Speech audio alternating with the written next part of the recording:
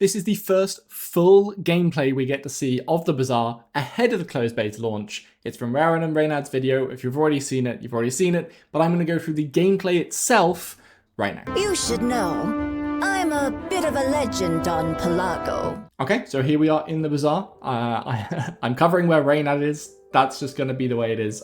We're not listening to this one. You guys aren't going to have to hear what they're saying.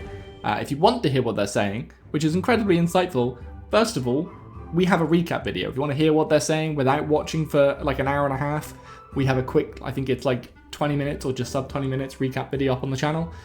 Or, as you should do, go watch the whole thing. Great insights from Reynad. Raren is there playing the game. Yeah, definitely worth a watch. He has some good questions as well. But today I'm specifically going to go through the gameplay. So I'll be skipping through chunks as they're talking, I'm sure. But first things first, when you click play, this is what you see. So he's picked Vanessa and he sees all he has is one option. He just has to go to Vanessa's day one. I think it's Vanessa's hideout is what it's called. It's called something different for every hero. The idea is the same across them all. You get one event, you click on it, and that will give you if you're Vanessa or Pygmalion, if you're anyone but Dooley basically, it'll give you a choice of 3 silver tier items. The Bazaar works off tiered items. You have bronze, silver, gold, and diamond items. And each tier effectively like doubles how powerful it is compared to the previous tier. Dooley, you get 3 cores that are all bronze because Dooley has a special core item. He works a little bit differently. But here we have these 3 particular items. Rowan's going to pick Langjan. Langjan is, I keep saying this, one of my favorite items. I'll get into that in a second. In fact, I don't have to get into that second. I can pause right now. Langjan is a very nice scaling item for Vanessa. It's definitely one of my most recommended builds for new players because it promotes a sort of very easy and good way of playing the game. Whereas the Langjan starts off in the silver tier, starts off with 25 damage. That's the little 25 in the top portion of the card here. But after every fight that you win, if it's silver tier, it gains 50 damage permanently. If it's bronze, it gets 25. If it's gold, it gets 100. Or is it 75? Gold, it gets 75, and then diamond, it gets 100. So what it promotes you doing is going to lots of fights. Now, there are PvP fights, which are completely unavoidable. There are PvE fights that are unavoidable too. But so you have your PvP fight at the end of every day. So when this clock, which is what this is, once you've ticked around each of these little encounters that you'll get, you'll fight a PvP player. You'll fight a player in player versus player, PvP, at the end of the day.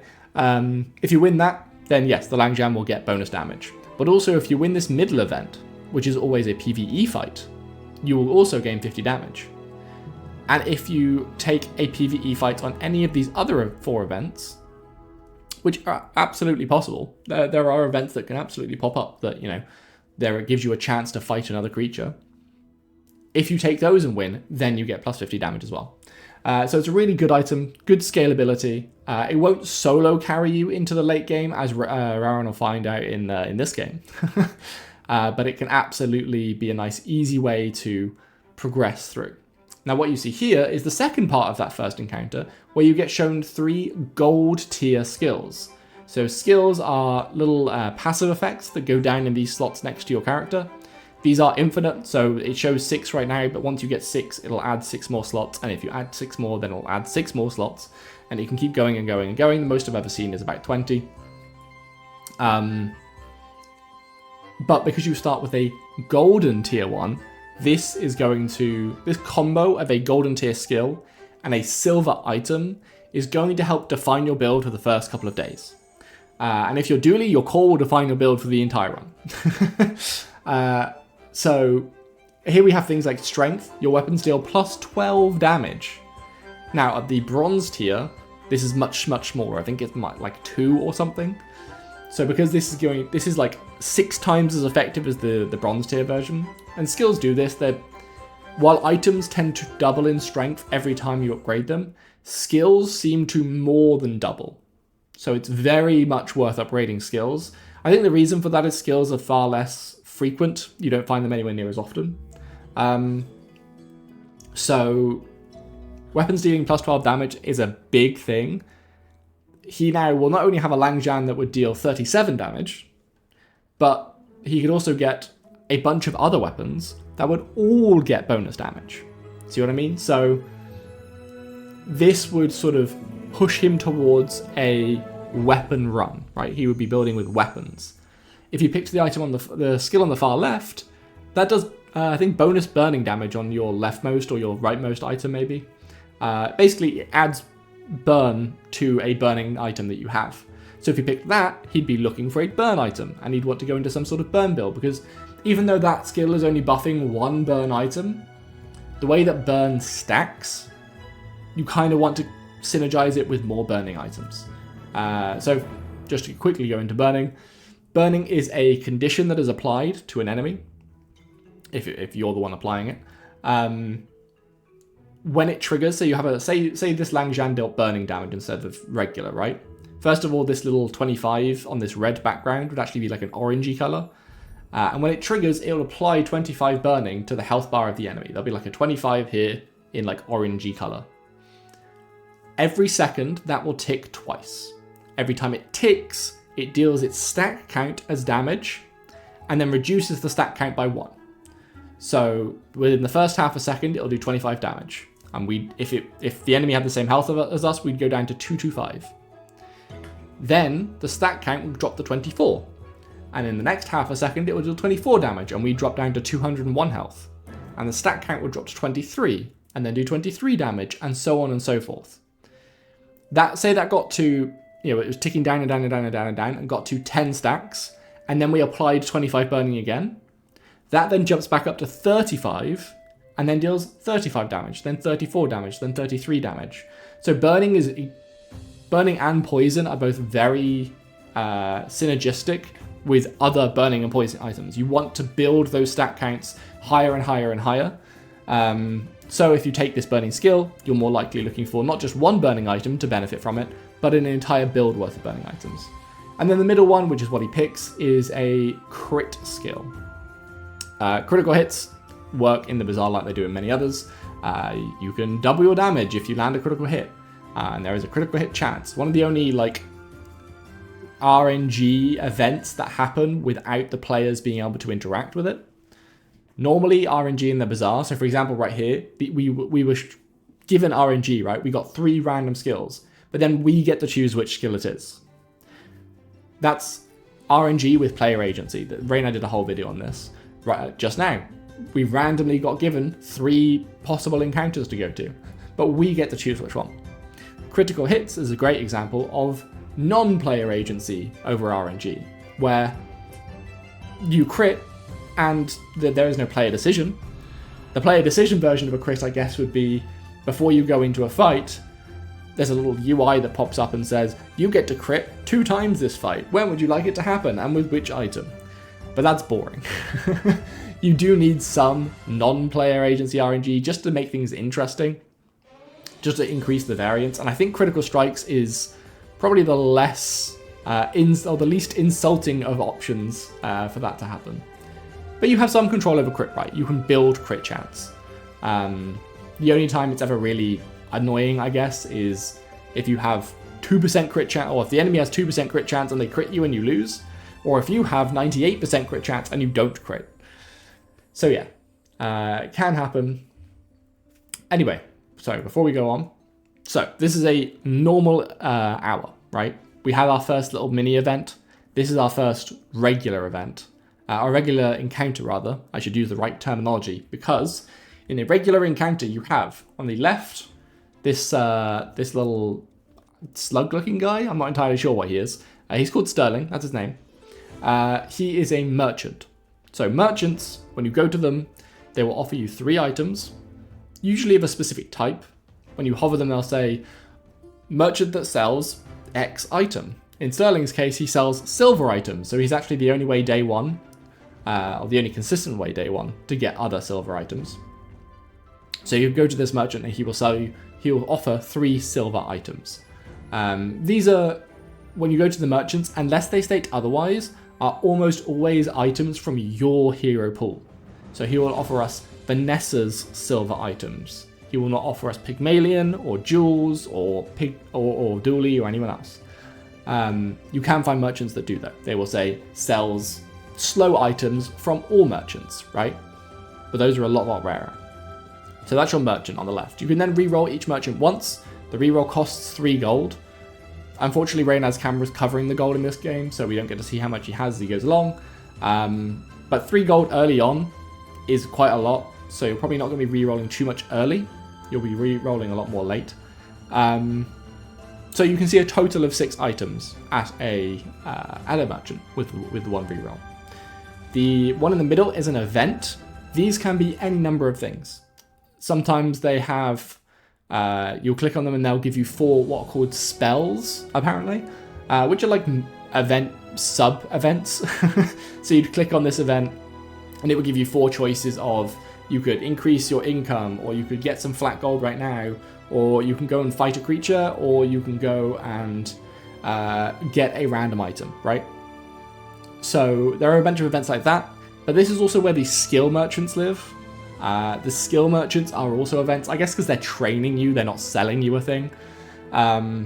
Maybe I should call them trainers. That's a nice way of putting it. I think trainers is a nice way of calling the skill merchants. Because Nufu is there, right? He's the main skill merchant, and he's all about like training how to keep your inner peace and whatever.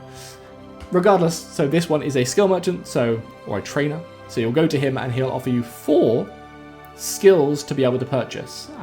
This one particularly, Pip, sells bronze skills, and bronze skills always cost 3 gold. So he'll offer you 4 bronze skills, each of them costing 3 gold, which you can buy and then slot down here. And then the thing on the right is always a random thing, a free random thing. Well, not necessarily random, it's not always random, but it's always a free thing. Almost always a free thing. The thing on the right won't cost you any immediate gold. That is the point. So if you haven't got any gold, you can always do the thing on the right. This will usually be something like, get a random X item, right? Get a random friend item, get a random weapon, get a random small item. And this pulls from the entirety of the Bazaar. It can be monster abilities, it can be monster items, it can be items from the unreleased heroes, it can be items from our main 3 heroes. I don't know if it gives like a particular weighting to your hero. I didn't click on these that often when I played. But they definitely can. They can give you your items, and they can give you items for anyone else. There are also a bunch of other ones, so the reason why I hesitate to say this is always free is because I think Pygmalion, I haven't seen it necessarily on others, maybe there is a random event where you can borrow money, where you lose 1 income, which is this +5 just next to Reynad's face, to immediately gain a bunch of gold. Income is something you get at the beginning of every day, so right at the start of the game you get 5 gold. And then right at the start of day 2, you get 5 gold. So there is a cost to that one. That's why I hesitate to say that it's free. By the way, these are all things that I've seen. If anyone's worried about NDA as I'm going through this, I'm specifically referencing things that I have seen in official content from the Tempo team, or from in this Rarin video, or from Crip, or that I've seen on Discord. So you're safe, I'm safe, I hope. So we go to Sterling, we get 3 options. We get Turtle Shell, Captain's Wheel, and Repeater. Obviously, we've already said he's going for a damagey build. Well, actually, we haven't said, because Crit can also do multiple things. I heard this from Crip's video, confirmed. But Crit, your burn builds, or burn items can crit, poison items can crit, shielding can crit, healing can crit, and damage can crit. It'll just double the effectiveness of what it does, right? So he could go for a critting shield build here. Although technically, it doesn't synergize very well with this. I will say this because we'll be able to see it later on, I believe. No, I'm not going to say it, but I'm going to try and remember it. If I forget to bring up the thing about crit, jump in the comments and tell me I forgot to bring up the thing about crit. But he's going to buy the Repeater. He's going to go for a standard Vanessa damagey build. And then we get our first PvE encounter. These PvE encounters are day 1 all the same. As in all the same rewards. They'll all give you 3 gold 1 XP, and 1 of their things if you beat them. Moving on, like days 2+, you'll have an easy encounter on the left, medium encounter in the middle, and a hard encounter on the right, and they'll give you scaling amounts of gold and XP. They'll always give you the thing they have. The trick here is to just pick the one, especially day 1, is pick the one that has the items you want from it. Because you're probably going to be able to beat all 3. There are some instances where you can't beat particular ones, like say you only had shielding items. Probably don't go and fight the poison thing, because poison goes through shield. But most of the time you can beat these with ease. You just pick whichever one you want the item from. Reynad does go into say here, like, Viper's got a very good weapon you can take. Kyber Drone has a little neutral item that you can sell and increase or decrease the cooldown of your items, rather. And he doesn't go into Haunted Kimono, so you don't need to know about that. And they don't click on it, so I can't tell you about it, even though I know what it does. In the future, Reynad has said, not for the closed beta version, but maybe the open beta or at least release, there will be like he calls it a Pokedex. There will be like an in-game wiki, I guess, where you can go and see what these monsters actually have, right? So you won't have to just remember that the Viper has these pair of fangs, one of them has poison on it, he has a gland, and he has this like vial of poison, and this skill. You don't have to remember all that shit. It will be in somewhere for you to go and reference. So we beat this thing with ease. We get its gold. There was actually one thing I wanted to bring up as we fought this thing. So you don't really get to see it because Reynad's in the way. But when we fight this thing, come on, choose the damn. Right, here we go. So when we fight this thing, you see on this health bar there are little piles of gold. Each time you go beneath that sort of little gold pile, that's when you get that gold. So if you remember, when you hovered over this, it said you get 3 gold for winning this encounter. Well, you do. It's here. 1, 2, 3. So if you only did this much damage, so say it's got 100 health, say you did 40 damage to it, so it still had 60 health left. When it killed you, you'd have got its health down here. You would have already claimed this piece of gold. So even if you lose PvE encounters, as long as you do a good amount of damage to them, you're still going to get a good majority of the gold. So it's not necessarily always a bad thing to lose to PvE encounters. It's only necessarily bad. So you see, we did exactly 25 damage, which is its threshold for that piece of gold, and the gold like played a little animation and flicked down towards our gold pile. So long as you get the gold from the encounter, it's not the end of the world if you lose it, right? Especially if gold is what you needed. So we get the gland from it. These are small neutral items. They're called... Reynad sort of struggled when he saw Curio, but we actually see events later on that reference this in-game. But as far as I'm aware, they're called monster loot items. These things like the gland and stuff. And you can sell it to gain a benefit. So these things are purely just there to sell. They don't have like a passive effect in combat. They just, when you sell them, you get a benefit. Obviously, they also sell for a gold. So he can sell that for 1 gold, and he'll get 2 regeneration permanently, which is fantastic. Now he's... I think this is where he's gushing over the fact that we have a stash. The stash is fantastic. Yeah, it's just really nice to have like that sideboard where you can store a bunch of stuff.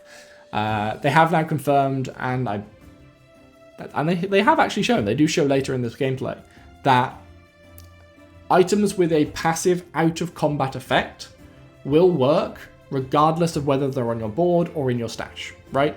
So they have the Tropical Island, I believe it's called, that at the start of every hour, so every time you click next to go to a different clock time, gain 1 citrus. I think it's just citrus. It might be citrus or coconut. Regardless, gain 1 item, right? But you can have that in your stash, and it will trigger every hour. This is something that wasn't the case previously, and you had to do a lot of stash management and like pulling things out and putting things back in and making sure you still have to make sure you have space. They have also said, or Reynad has also said, if you don't have the item space rather, and you go next hour, you will just lose that item. That is just a skill diff, it just fizzles. So you still have to pay attention to that, but passive non-combat effects will work inside of your stash, which is fantastic. So we have random event on the right that I'm not even sure what it is. I think it was like gaining max health, it looked like. Though he's just circling with this mouse instead of, there we go. Snack time, gain 25 max health per level. So there you go, that's a nice little like passive permanent buff. You will just gain plus 25 maximum health. We have Nufu in the middle, our esteemed trainer, skill merchant. He will just sell you a bunch of Vanessa skills, I believe. Maybe some Vanessa and some sort of neutral general skills. And then we have Isla on the left, who is a weapons merchant, who might be good for a weapons Vanessa build, but I don't think he goes to it. He might go to Nufu. I can't remember what he does. Let's skip ahead and find out. Are you going to go to Isla? No, he's going to Nufu. Oh yeah, he goes to Nufu and gets screwed because he doesn't really get many good options. So here we have a couple of interesting skills. Final dose and initial dose, I think it's called. Either way, we have final dose here. This is something I gush about quite regularly. Once you've learned something in the Bazaar, that will come in handy later on, and you won't have to learn a new thing at a later point. For example, final dose is your rightmost poison item has +2 poison. Fantastic. Then what do you think initial dose is? So you found this early. This is initial dose. I'm not even going to find where he hovers it. You tell me what initial dose does, knowing that final dose gives your last item, or your rightmost item, poison item, +2 poison. What does initial dose do? You can even see the art. It is exactly the same, just inverted. I'm actually not going to tell you. You guys have to tell me in the comments, and I will tell you if you're right, because I'm pretty sure he hovers it here. Even if he doesn't, a monkey could figure it out eventually. So we have left-handed here as well, and then we have this item that was this like when you poison freeze? So it was like a synergistic item, like if you have poison, you can then unlock freeze. There you go, we hovered it briefly there. Left-handed weapons deal +4 damage, or your leftmost weapon does +4 damage. And left-handed and right-handed are the same thing as final dose, initial dose, funnily enough. Yeah, it's something I really love that the Bazaar does. This is a visual bug, or like a cleanup they need to do. This thing in the middle is an event, not a combat encounter. They just haven't changed the border for this. This was the same in the last Friends and Family. I don't think I reported it as a bug though, so that might be partially my fault, but it's still there. Kina is our merchant. Kina's fantastic. Mainly just her voice lines. And then get a small tool, which will be a small tool from anyone. Which, knowing what I know, small tools are quite fun. Some of my favourite items in the game were tools. It's not from Vanessa though, but you can get tools from any merchant, any hero.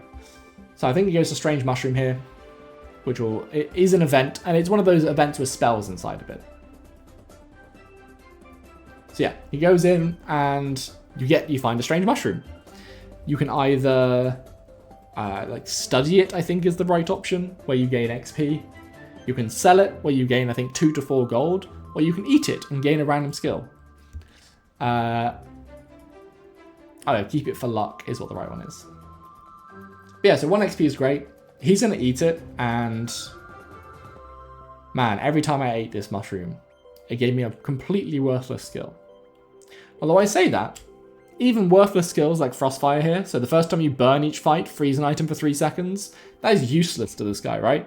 He has 2 regular damaging items, he has no synergy for burn, no synergy for freeze.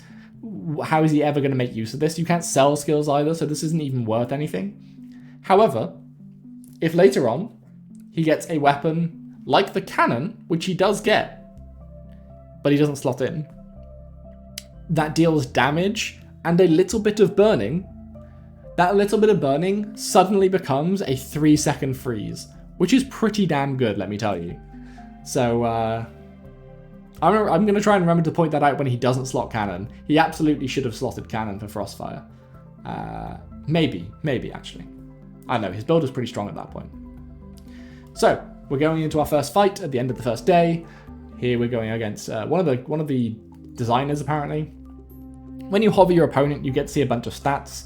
You see their prestige, which is like their run health. When this drops to 0, when this drops to 0, finally, your run ends. When this drops to 0 the first time, you get like a saving encounter that gives you one last chance.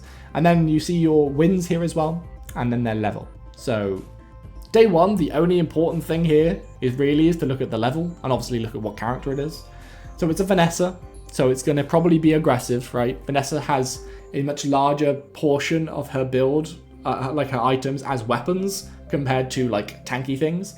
So Vanessa is probably going to have an aggressive build of some sort. And she's level 1, which means she hasn't got her level up just yet. And that's only really important because the level up comes with 100 bonus health, right? So you know that she's probably going to be the same health as us. So it's just going to be a bit of an arms race. Who had the better weapons? And in this case, they have Pop Snappers, and they took the burning version. Pop Snappers, very fast firing. It is an ammo item, the same as our repeater. So you see now it's fired 3 times. It'll actually charge all the way to the top, but it won't fire anymore because it doesn't have any ammo left. It's just going to wait there until it gets ammo again, which it's not going to get. But it's already kind of done its damage, right? We just ticked 19 damage. We're about to take 18 more damage. Then we'll take 17 and 16, and that's actually going to end up being an awful lot of damage. Meanwhile, we're shielding, or the enemy Vanessa is shielding a lot. And that 18, 19 burning, well, what did we apply? We applied 3 times 9, so we applied 27 burning. 27 burning killed a 250 health character. 29 damage didn't. So like burning is very strong. It does have its counters. If you heal, you cleanse stacks of burning, and if you have shielding, burning does half damage to you. So there are counters to it, absolutely. But yeah, that is unfortunately a loss. So we lost a little bit of prestige there. You lose prestige equal to the day. So we lost 1 prestige. But more importantly than losing 1 prestige, we didn't scale our Langjan, which is a shame. Quixel is my other favourite merchant. I just like Quixel and Kina for their voice acting. They're fantastic. They're so over the top.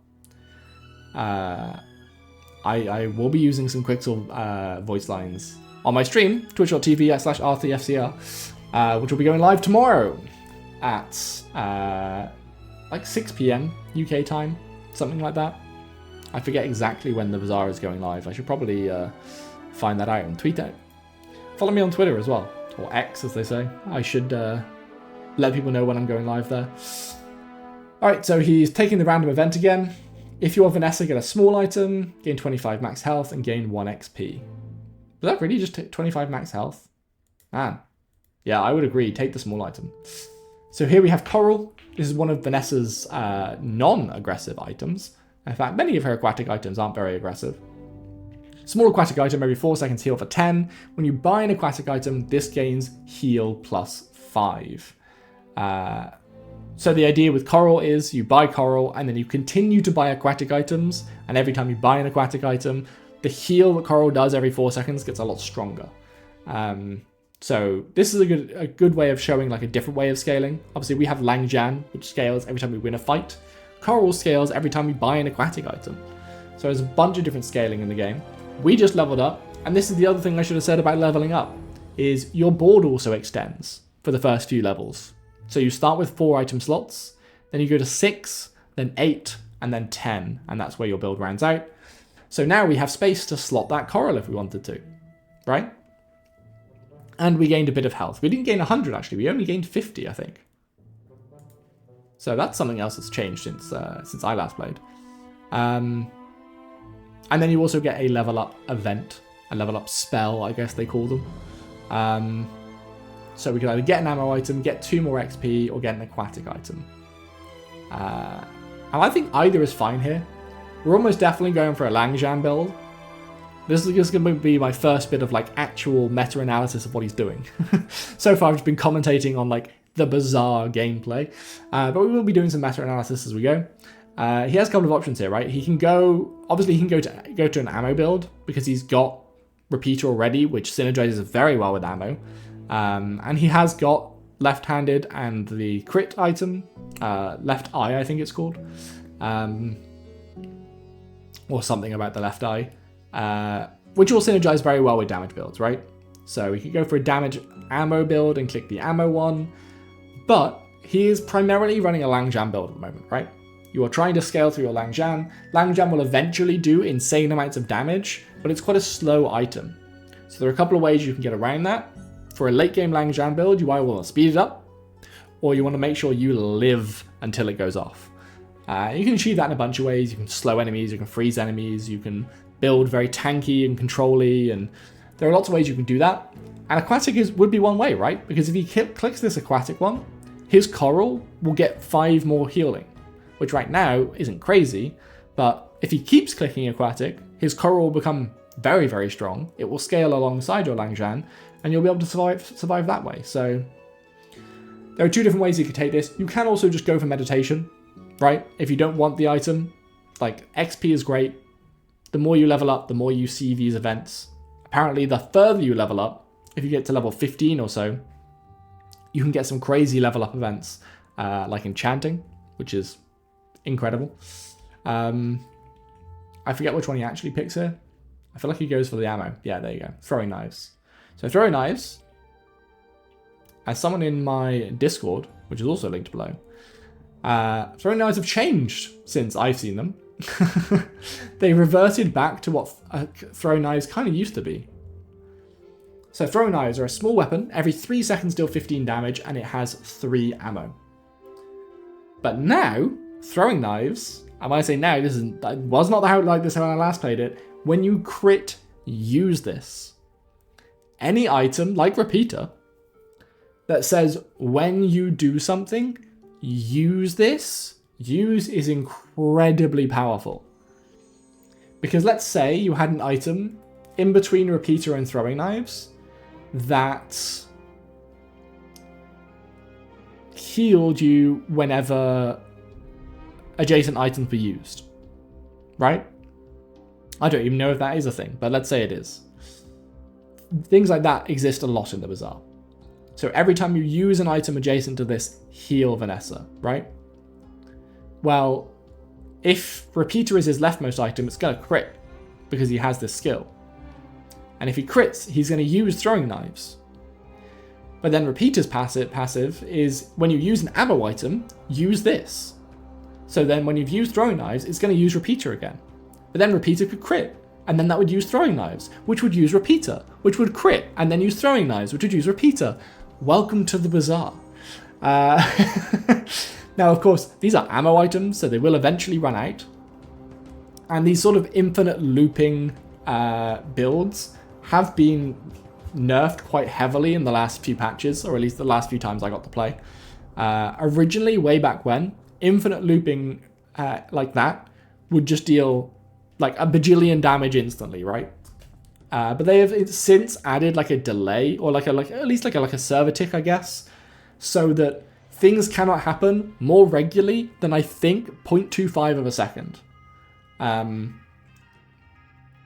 So every quarter of a second, one of these things can trigger. So while it isn't overpowered and like absolutely unbeatable, it is still extremely strong to hit the enemy once every quarter of a second.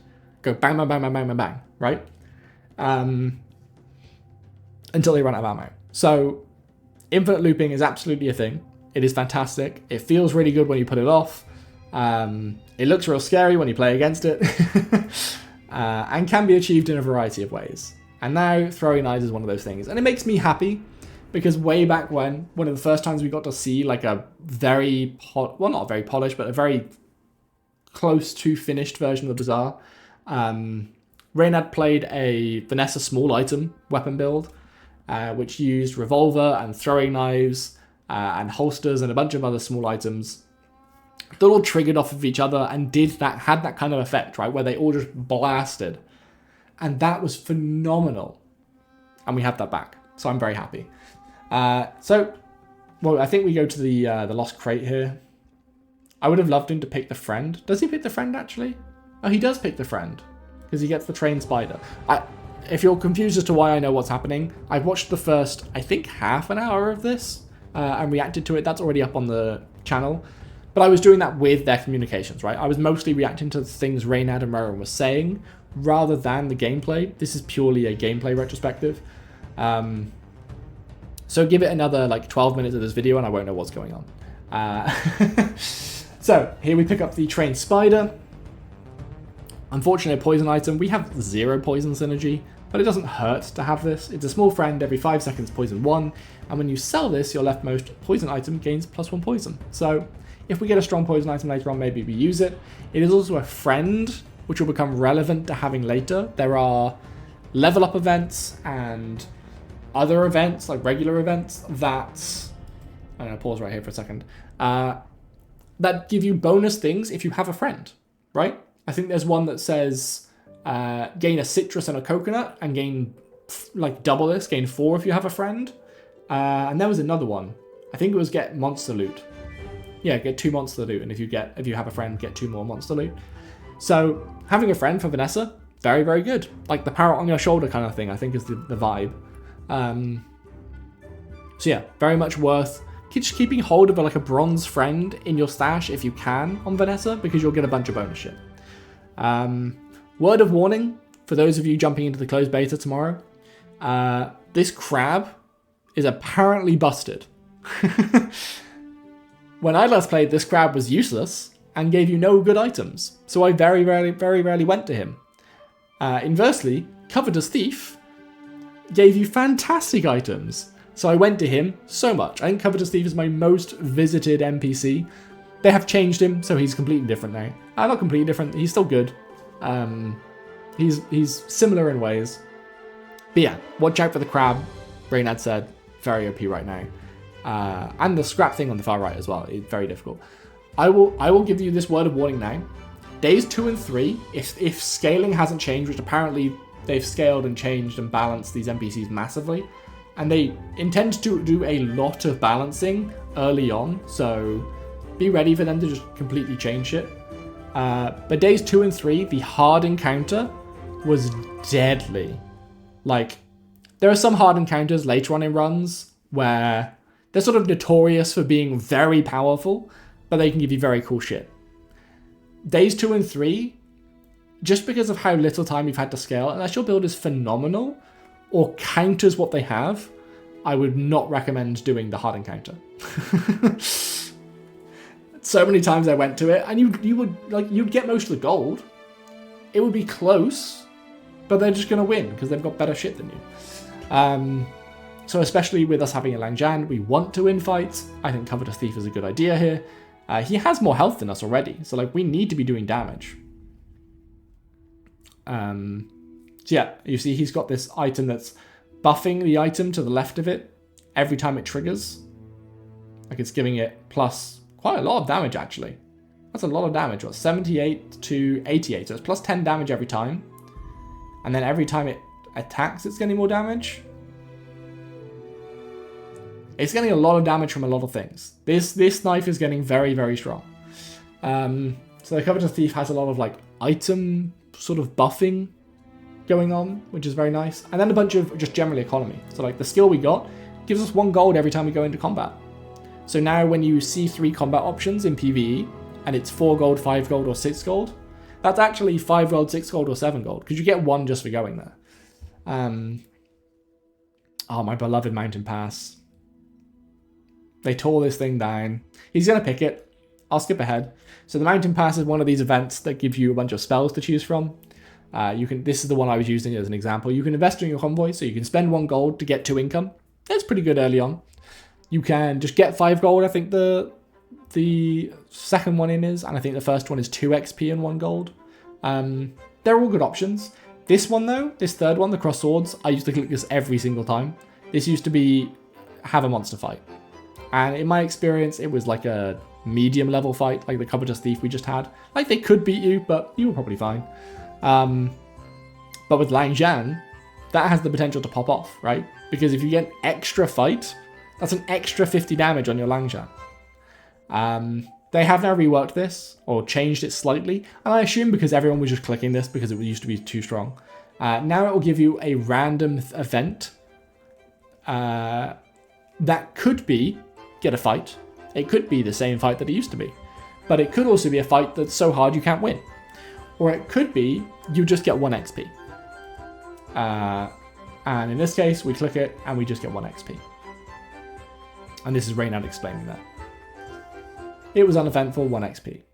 Sad, but we go on. So now we could study, get 1 more XP, and guarantee we hit the next level before combat. We can go to Pip and get a skill, or we can go to Andy and get some small items.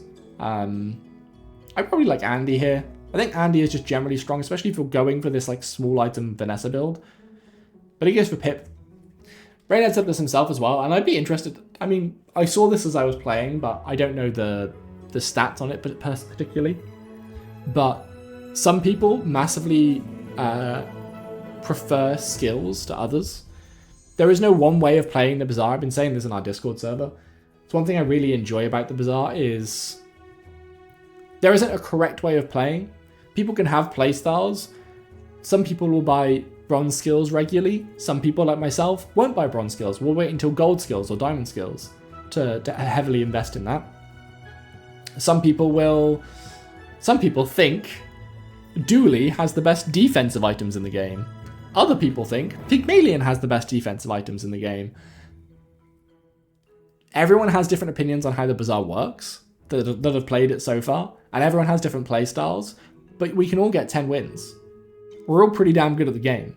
And while other people might have more formulated opinions because they've played an awful lot and are very, very good at the game, I think the Bazaar is fantastic and beautiful in that way, that we can all have our own playstyle, and there is no necessarily no one true sort of correct way to play the game, because it isn't this game where you like build a meta deck and you go in and you have to play it this formulated way, otherwise you lose, right? You have to deal with the shit that comes to you. So because you can't determine what's going to come to you, there is no deterministic way of playing the game. You just have to roll with the punches. Of course, you choose some of your punches, i.e. some people choose to fight, to go with skills early. But those early skills can lead them down a completely different path to what I would go down, right?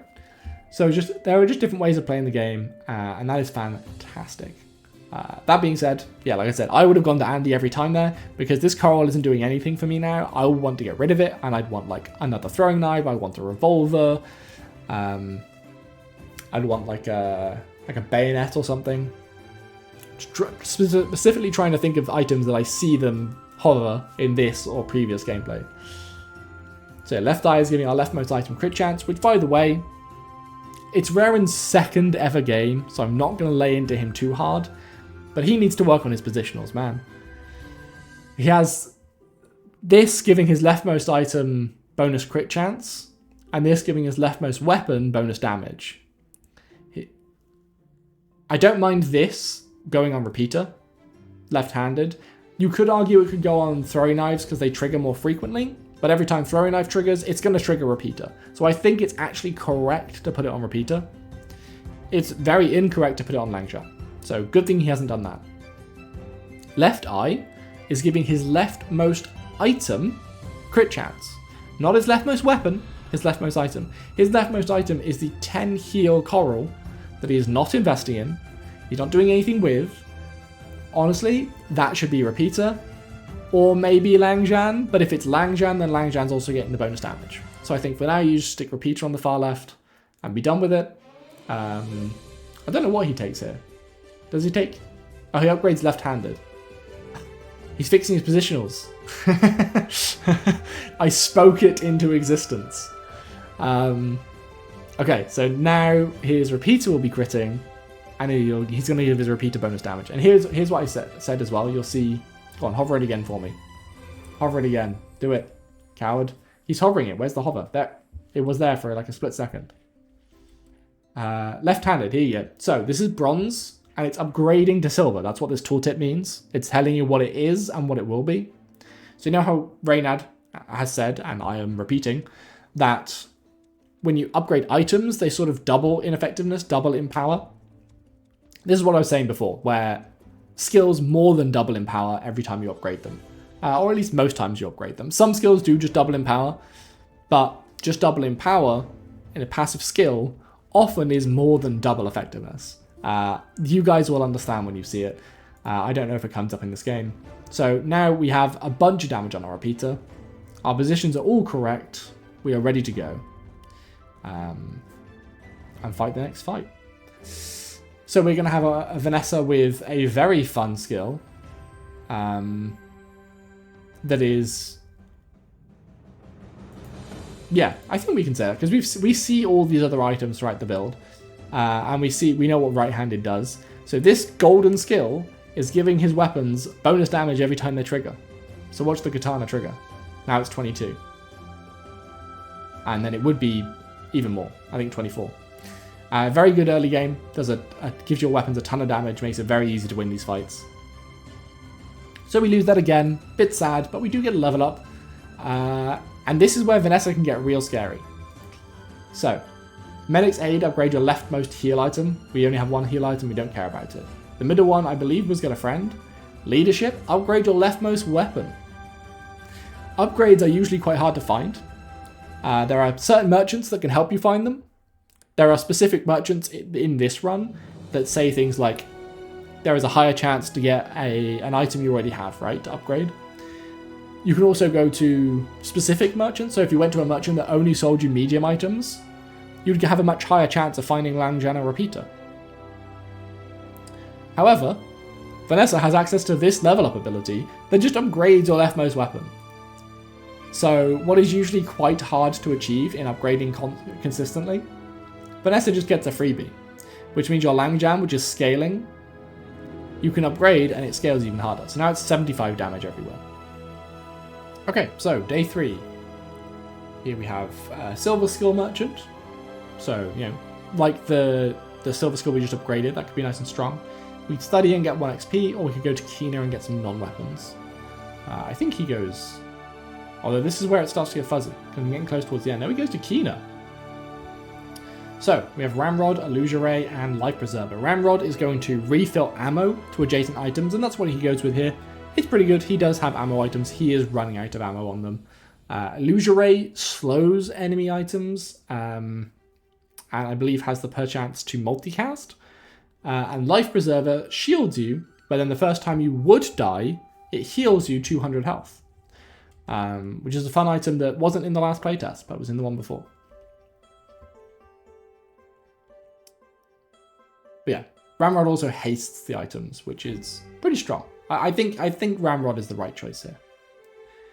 I don't know what he's doing with his positions now. Again, I would prefer the repeater on the far left, but honestly, this is fine. And now he's starting to run into the common issue of like, my board is starting to fill up. I don't have too much space now. I probably need skills more than anything. I would still be tempted to look for better items, right? Because your build, in my opinion, this build is kind of doing two different things. It's Langjan scaling, and it's doing like an ammo build. Which is fine, but Langjan isn't necessarily something you can sort of... It's hard to pivot out of Langjan, because Langjan is constantly scaling. Now, I don't mean it's hard in terms of difficulty. I think it's quite easy to pivot out of Langjan, because it's constantly getting stronger while you build up your other pieces, and then you can just get rid of it when you're ready to make the jump. But making that jump is really hard, right? Because at that point you've invested a lot of time and money into Langjan, and it's very, very powerful, so why would you get rid of it? And it takes a very, very keen eye to spot when you can take Langjan out of your build and have your build be better. And I tell you, that does happen this game within... Well, actually, I've watched the whole stream. Because I did a recap video. But... So it does happen in the stream. There is a point where taking Langjan out is the right choice. And he doesn't do it. I'd be interested to know if you guys can figure out when that is. So let me know in the comments below when you would take Langjan out. But yeah, spoiler alert, he doesn't. So we get Beach Ball that hastes items, Dock Lines that slows items, and the Life Preserver that we've already seen. Again, I don't hate going to the the media merchant rather, Mittel. Because there's a chance she sells you another Langjan, there's a chance she sells you another repeater, or a Ramrod. But she doesn't. I don't know if he has enough money to reroll. I don't know if he's going to. They have a nice long discussion about something. Yeah, he decides he doesn't have the money to reroll, which is fine. Eccentric Aetheryte is very fun. They're talking about her here. She has a very fun item called Force Field, which turns your shield into damage. We see a similar item much later on in the run that has, I think it gives a 4,000 shield, and then no, it's not a 4,000 shield. It's shield equal to your health. I can't remember what it is. There is an item later on as well that does damage based on your shield that we see. The Awakened District has it. So yeah, we're going to fight the easy fight here because we want Langjan to scale. Very important with Langjan builds and any other builds that require you to win fights. Just take the easy encounters if you want. Like you're going to lose one gold, maybe 1 XP sometimes, but I would spend 1 gold and 1 XP to give my item 75 damage. That is absolutely a worthwhile trade. We get a little small dagger here. The Tzidian dagger. That's a new name for it as far as I know.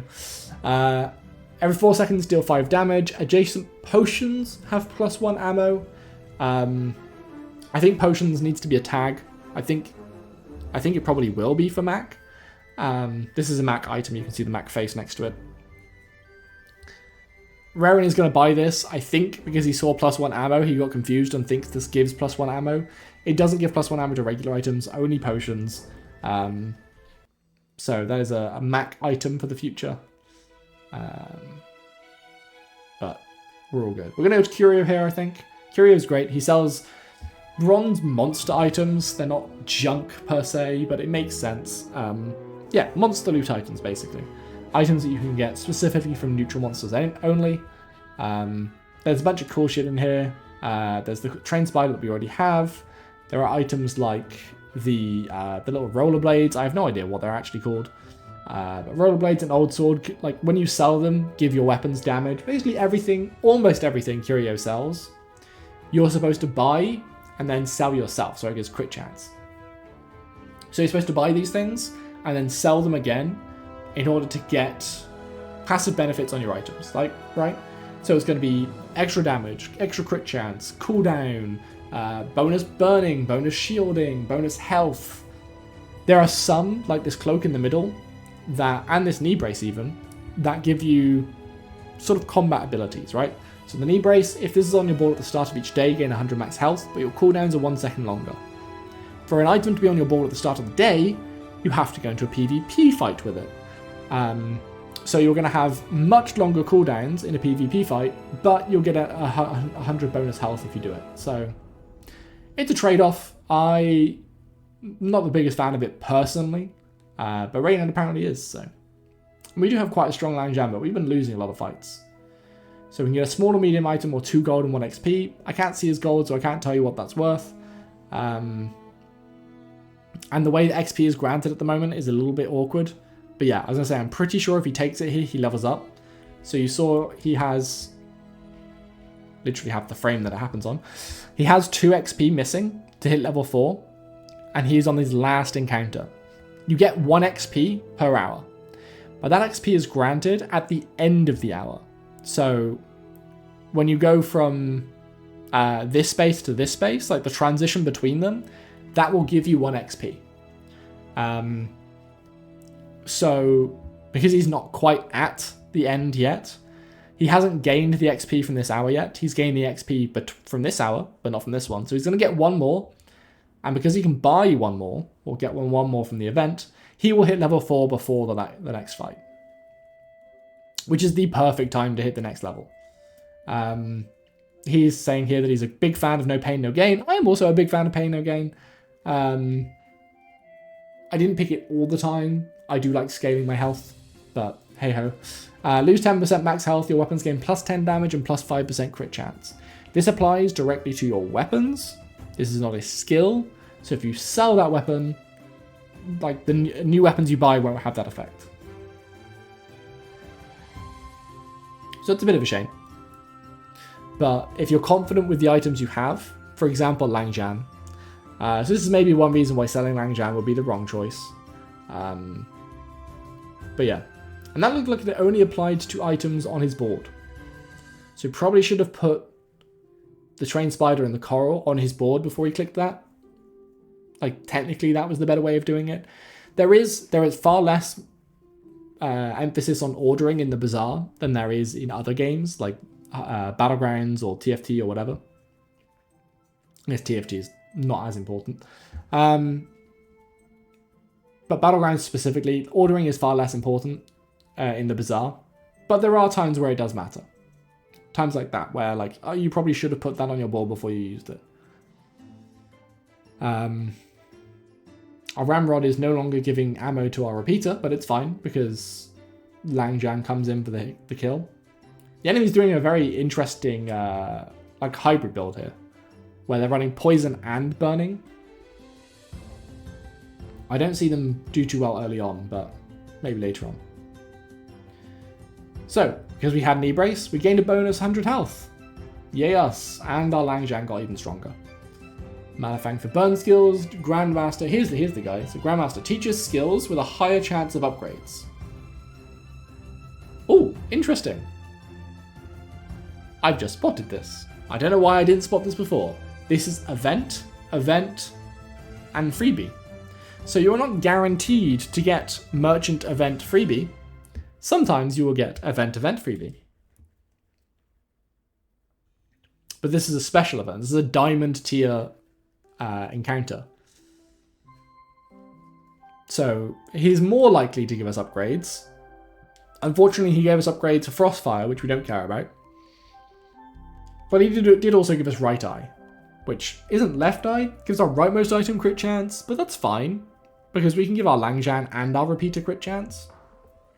He's not going to. Maybe. He's also struggling with dragging and dropping items. I promise you, it is not that hard to drag and drop items into the right place. He is making it look a little bit more cumbersome than it actually is. So Reynad's saying here, this relax thing. When you start your fight start your next fight with 100 shield per level, this is going to be gain 100 shield per level for the day in the future. It might even be for closed beta, right? Because what this will do, start your next fight. If you did a random fight in the next hour, or if you did your PvE fight in the middle, it's going to trigger then, and you're not going to have it for the end of the day, for the PvP fight, the thing that actually matters. So, like, while this could let you take a harder opponent in PvE, you're choosing this before you even see what PvE fights you have. Maybe you choose this, and the hard PvE fight is a poison, right? And it doesn't give a shit about your shield anyway. So yeah, they're saying that they're going to change this for the full day. There is already an event kind of like this called Jules's Cafe, where you get to choose from giving your weapons bonus damage, your healing items bonus healing, or gaining health, maximum health for the rest of the day. And they're saying that they're going to change these for the rest of the day too. I believe he goes with the middle one, which is Artisan Dunes, which buffs your weapons. Or buffs your items, rather. Your offensive items. It's an interesting event. I do like it. So you either buff your leftmost weapon with damage, burning, or poison? It must be poison, right? But maybe it's like regen. Either way. Just because that's the regen symbol. But you can spend 5 gold to double how much bonus you're getting from it. Which I believe he should do, right? He'll double it and then give his repeater bonus damage, I think. Yeah. And that is the choice to make. So here is a good example of when Reynad tells him to do what I would also tell him to do. So at this point, our build is looking pretty strong. We could probably beat the Technovirus. That being said, that's a new encounter. I have no clue what that does. But if we had the wiki, or once you've played it a couple of times, you understand what the Technovirus does. Reynad was confident he could beat it. That being said, we're running a ammo-y, damage-y, weapon-y build. And the Bloodreef Raider, the guy in the middle, has a fantastic collection of items for us. We would be virtually... It would be close to impossible for us to get an item from him if we win that we are unhappy to have. So he is very much worth going to. And I think he does choose to do so.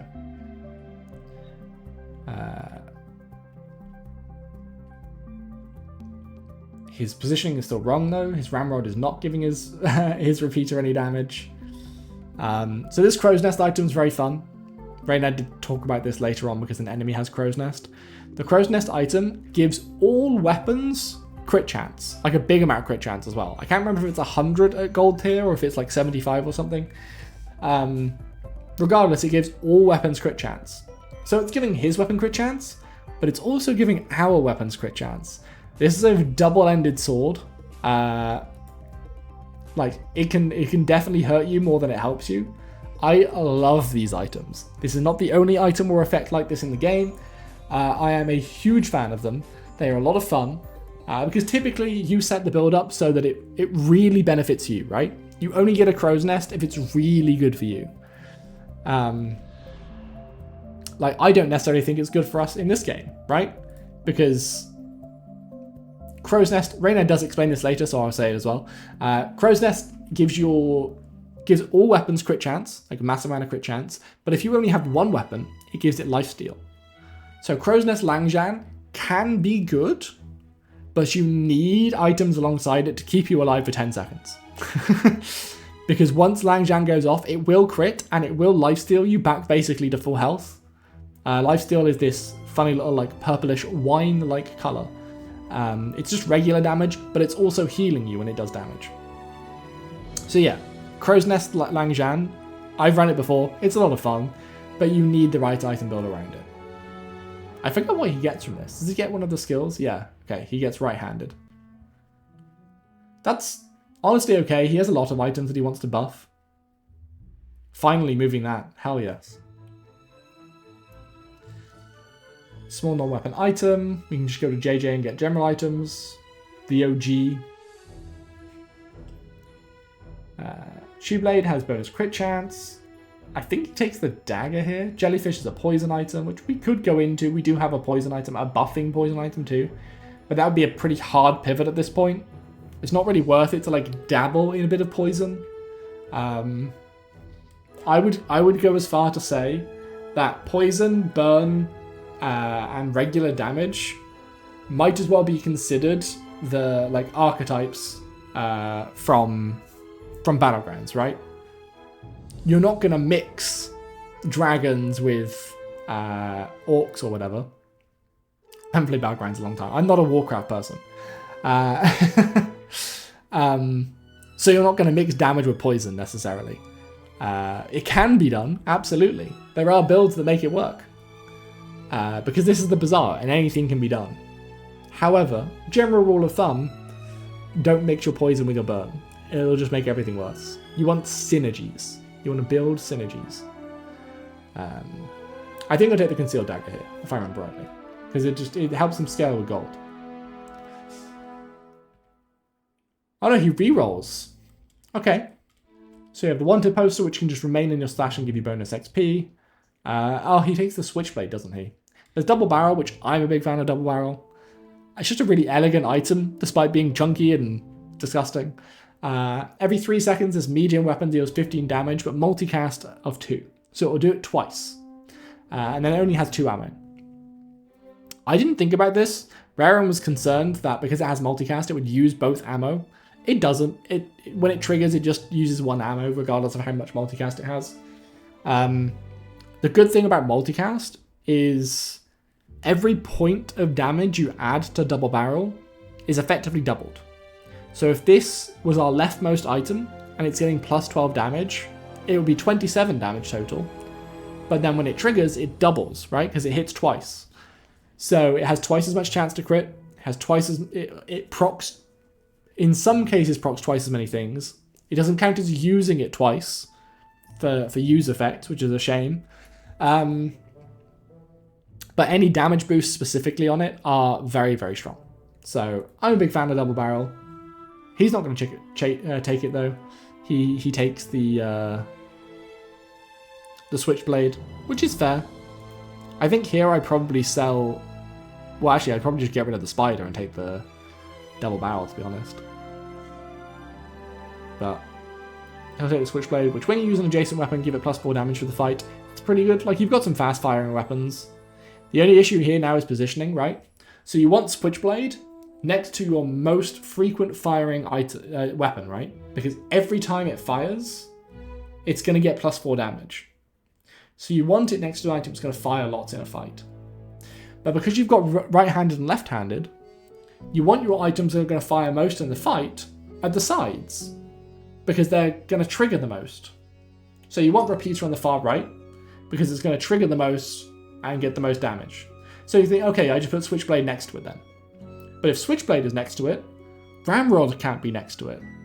And Ramrod is reloading its ammo. So now you've got a choice to make. Do I want Repeater to hit pretty hard, but run out of ammo? Or do I want Repeater to continually get ammo and haste, but remain at 52 damage? That's a decision you've got to make. This is one of many things I love about the Bazaar. Do you split down the middle and say, you know what? I'll put throwing knives on the far right, so it gets the bonus damage. I'll put Repeater to the left of Ramrod, and then Switchblade to the left of Repeater. So Repeater fires more frequently, more often, and will buff itself more often. But throwing knives is getting the benefit from right-handed. And then I could put this little dagger to the other side of Switchblade, you know? That's immediately where my brain goes. I think that's the setup I would do. I can't remember the setup he goes for. Okay, yeah, this is the other setup, right, where your throwing knives and your dagger are benefiting from the Switchblade. I think this is also fine. It's probably better.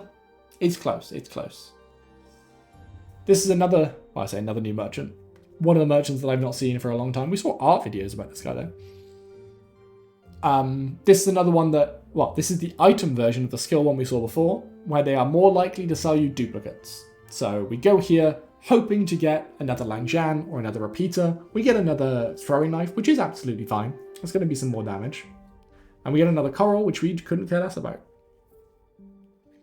And he's trying to drag it on. You don't have to drag your, like, you don't have to drag the new version of the item on top of the old version of the item. You just have to buy it. They automatically combine. You can't buy it without them combining. So you just click to buy. You don't have to try and drag and drop. We get another upgrade here, which he kind of high rolled into this. Here's the friend thing, by the way. Get 2 loot items. If you have a friend, get an additional 2. We have a friend. Raren like skips over this being like, oh, I don't have a friend, it's fine. Yeah, the editor's even like, hey, you do have a friend.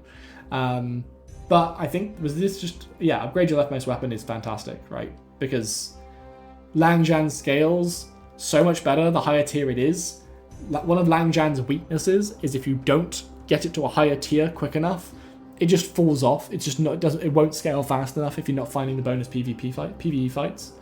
But if you get to diamond tier and you win some PvP fights, you're fine, right? We currently have 800 health, just under. And we've been doing a decent amount of health scaling as far as Vanessa goes. And we two-shot ourselves. So yeah, normal Vanessas are going to have 500-ish health. We've got a bunch of other items that are swinging pretty hard. You see, before this even triggers, before Langjan even goes off, we've already done half of her health as damage. And then Langjan is just like the icing on the cake, the final nail in the coffin. But those of you who are doing your homework, and who listened earlier, and who are looking out for when should he swap, it's not far off. Alright, got another caravan. Man, I love that caravan event, but it's dead now. It's dead to me now. So he goes to it again. I think does he take the gold this time? He takes the gold or the XP. He takes the gold, that's fine. I can't see how much gold he has, so it's not going to bother me. We go to Quaxel. We're looking for some weapons. So Shovel, Reynad makes an argument here, and I didn't think about it. But now, shovel at the start of each day, get a small item from any hero. This can just live in your stash and give you random small items from every hero every day. Shovel, I played with once in the playtest, and I wasn't a massive fan of it, but that was before they implemented the new tech where you can have things trigger in your stash, so it had to be on your board. Now this triggers from your stash. This goes from one of my least favorite items to one of my favorite items. Can you imagine getting a day one shovel? I don't care if I win or lose day one. And then rolling those dice and just getting a random small item from other heroes every day. Or from any hero. And just rolling into some crazy like Jules Stell Dooley build with Vanessa. That's some of the shit that just makes me really excited about the Bazaar. So I'm glad Reynad tells him to buy this. In fact, much later on in this run, you get to see some of my favorite items that I'm very excited to see for Jules. He is going to get the revolver here. It's just a good small weapon. Actually, what does it do now? Because I assumed... Okay, so revolver is still the same as what it was. Basically, small weapon item builds just need you to crit now. Because throwing knives, when you crit, use this. So it's more likely to crit again. And revolver, when you crit, fully reload this. So reload normally gives you 1 ammo. Fully reload gives you all the ammo. So revolver, a small weapon every 4 seconds, deal 15 damage. Oh, that's sad. They have nerfed that. That used to be a 3-second cooldown item. So it has been nerfed a little bit. I expect to see lots of these small little nerfs, by the way. I don't even think this version of the build we're seeing here, version 1.0.1018, is that? I can't quite see because I need to unpause. 1618. I doubt this will be the final version that we're playing. I bet it won't be.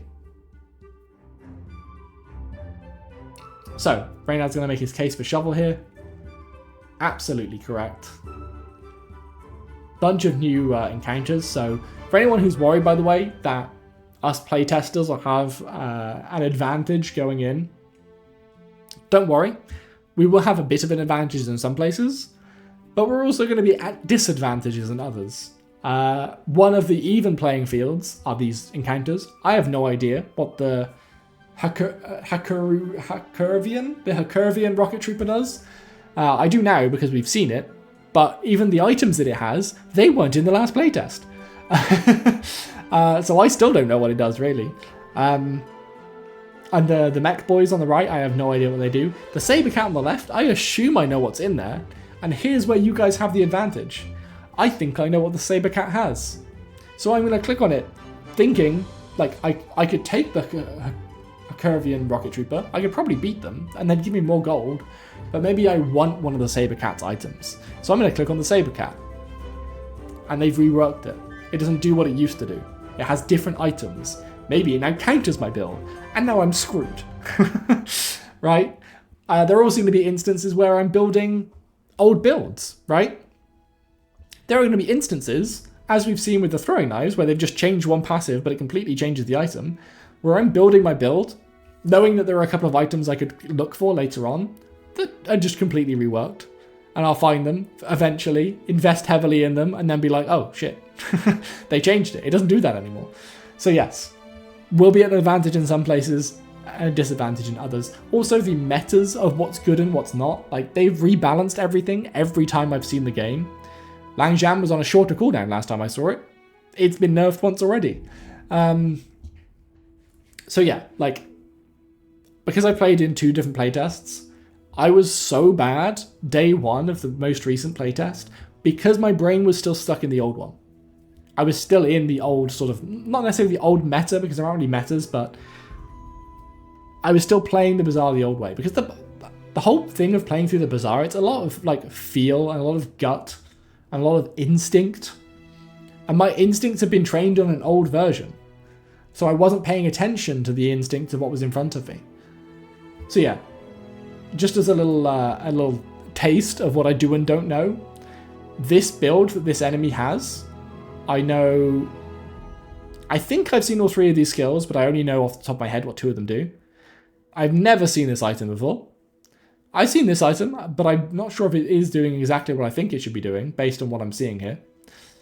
This item I have we've seen the art for this item a long time ago. I'm glad it exists. I have no idea what it does, other than it has ammo and it does 150 damage. This item, I think I know what it does, but I don't believe it charged last time I saw it, and it looks like it's charging now, so this has probably changed. This item still looks like it's doing what I think it does, and I don't believe that this has changed. So like, a good 50% of this, I have no idea what's going on. And more than 50% of it if you're counting board size.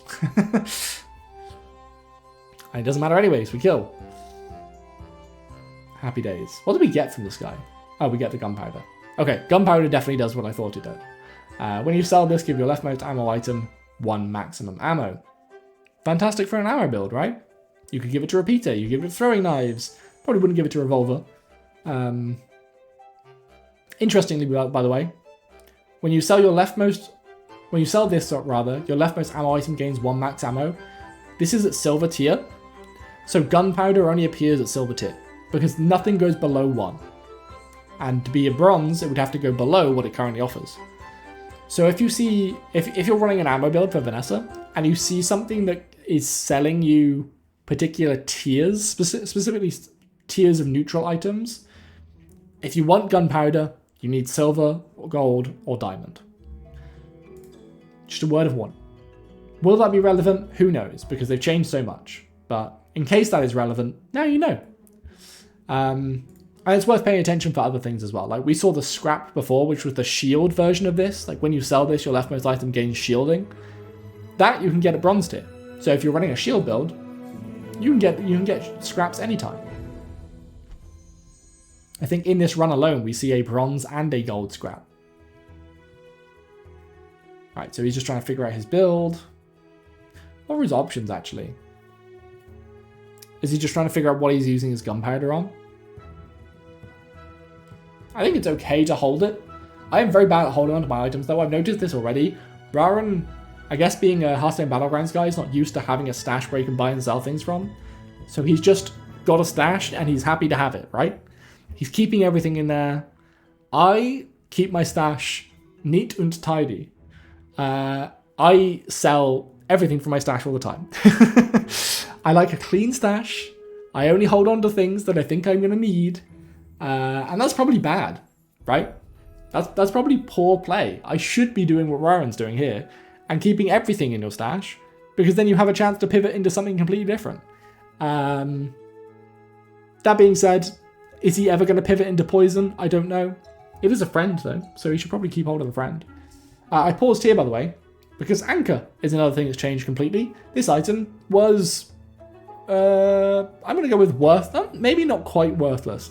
It was very bad in the previous beta, the previous playtest.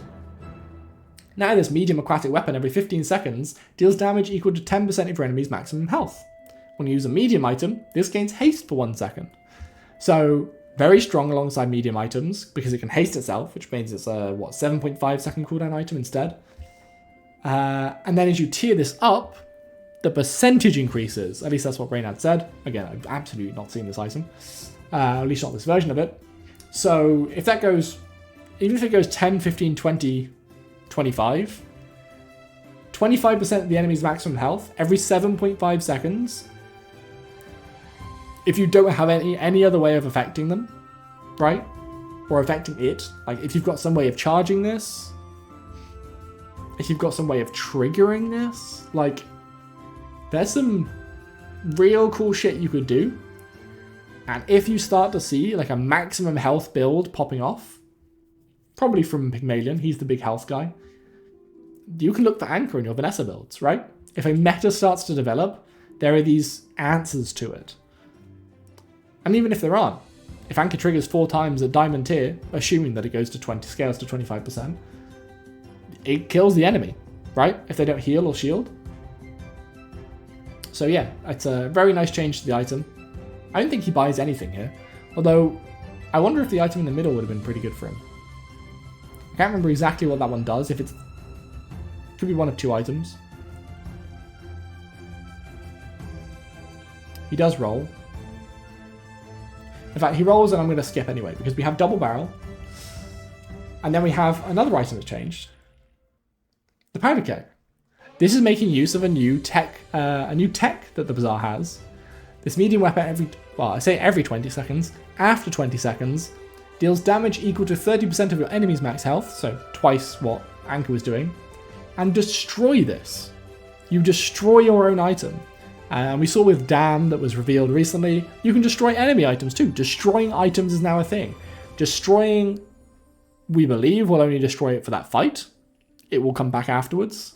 I believe I've seen confirmation of that in the Discord. But yeah, that's some very cool new tech. That's some very cool control tech. I'm going to be very salty about Destroy, I'm sure. I'm going to play against a Dam with my Langjam build, and instead of destroying my useless dagger, my switchblade, and my revolver, or even my ramrod, it's going to destroy my Langjan and I'm going to cry. Also with powder keg, when you burn, you charge this 1 second. So realistically, you want burn builds with powder kegs. And that's one of those things, you know how I said you don't mix damage types? You don't. But if you have a burn build, you can throw a powder keg in there. It's not really a burn item, but it benefits from burn builds. And there are things like that for poison, there are things like that for all sorts. Like I said, there's the force field for shields, right? That turns shield into damage. So there are these lot of sort of interlinked versions of builds that you can run. I don't think he buys any of these though. Apparently they talk about this for a long time though. Zerfin, my man. So Zerfin, this diamond silver event, diamond skill event in the middle. He sells you monster skills. And monster skills are, well, funny enough, the skills that the neutral monsters have. But this is one of the only ways in the game to get them. And because monsters tend to have a massive number of weapons or items and very few skills, it's quite rare to get the skill from the monster. But Zerfin just sells you monster skills, so you can get some real broken shit here. So Burning Rage, when you burn, your weapons gain +4 damage for the fight. Imagine that in a massive burn build when you're like triggering loads and loads and loads and loads of burn, and you have like one fast firing weapon, right? Like a revolver or something. Or a katana even. A katana that's triggering every 2 seconds and just getting tons of damage from your burn build. That would be insane. We have Clean Storefront, which I have never seen before. Your leftmost item has +15 value during combat. That is good, I promise you. I am happy to see that item. Oh, that skill. Lash Out deals you bonus poison, and Hard Shell is what he takes. The first time you fall below half health each fight, shield equal to 20% of your maximum health. So it's a nice little benefit. That might be partly why the... oh, there you go. Start of each fight, poison 3, Lash Out. That's not bad. It's 3 damage per second. It's basically 3 DPS. You just add 3 damage per second to the enemy for the entire fight. I wouldn't mind either of the left 3. I don't think Clean Storefront does anything for Vanessa with this kind of build. Maybe with other builds. But Lash Out's 3 DPS. The Burning one, Burning Rage, has the potential to pop off with the right build. And Hard Shell is just the safest option. I think I take... If I'm struggling, I take Hard Shell. If I'm doing well, I take Burning Rage. If I'm doing well and I still have the potential to pivot. Here we go, Forage. Here's the one I was talking about. Get 1 citrus and 1 coconut. If you have a friend, get an additional citrus and coconut. Which he currently has. And I think he got the citrus and coconut. He did. Perfect. Because he still has his friend. And they're giving him max health and regen when he sells them. But he's running into the issue now where he has no space in his stash. Yeah, so when his shovel starts triggering, he's not going to have space for it. And Reynad says something here that I also very much believe in. Like, you could hold on to these citrus and coconuts, because there are things, he says, like the Cove for Vanessa, which when you sell an item, it gives it benefits and bonuses, right? It scales off of selling items. So there are things like that exist in the game. And coconuts and citrus are fantastic for that build. That really helps skyrocket it. However, holding on to them on the off chance that you're going to pivot into a cove where you could just sell them and the bonus health and regen you get from them can make the difference in a PvP fight, yeah, it's worth selling them. And we'll see very shortly whether or not that was worth it. So we're going up against a burning build? Yeah, a burning build. We've got 70 stacks of burning on us already. They've frozen everything we have. Which, by the way, if we slow this, I know what this does. Yeah, there it is. It's this skill here. This, like, snake-looking lady. A Gorgon, if you would say. Some Medusa-type person. Yeah, she froze all this shit. That wasn't the previous test. It wasn't the playtest before. I can't tell you anything more about it, other than it freezes all your shit. Yeah, if he didn't have the bonus health and regen, he might not be dead, but he'd be 0.5 seconds away from being dead. Because at the moment, he's going to tick for, what, 144 damage?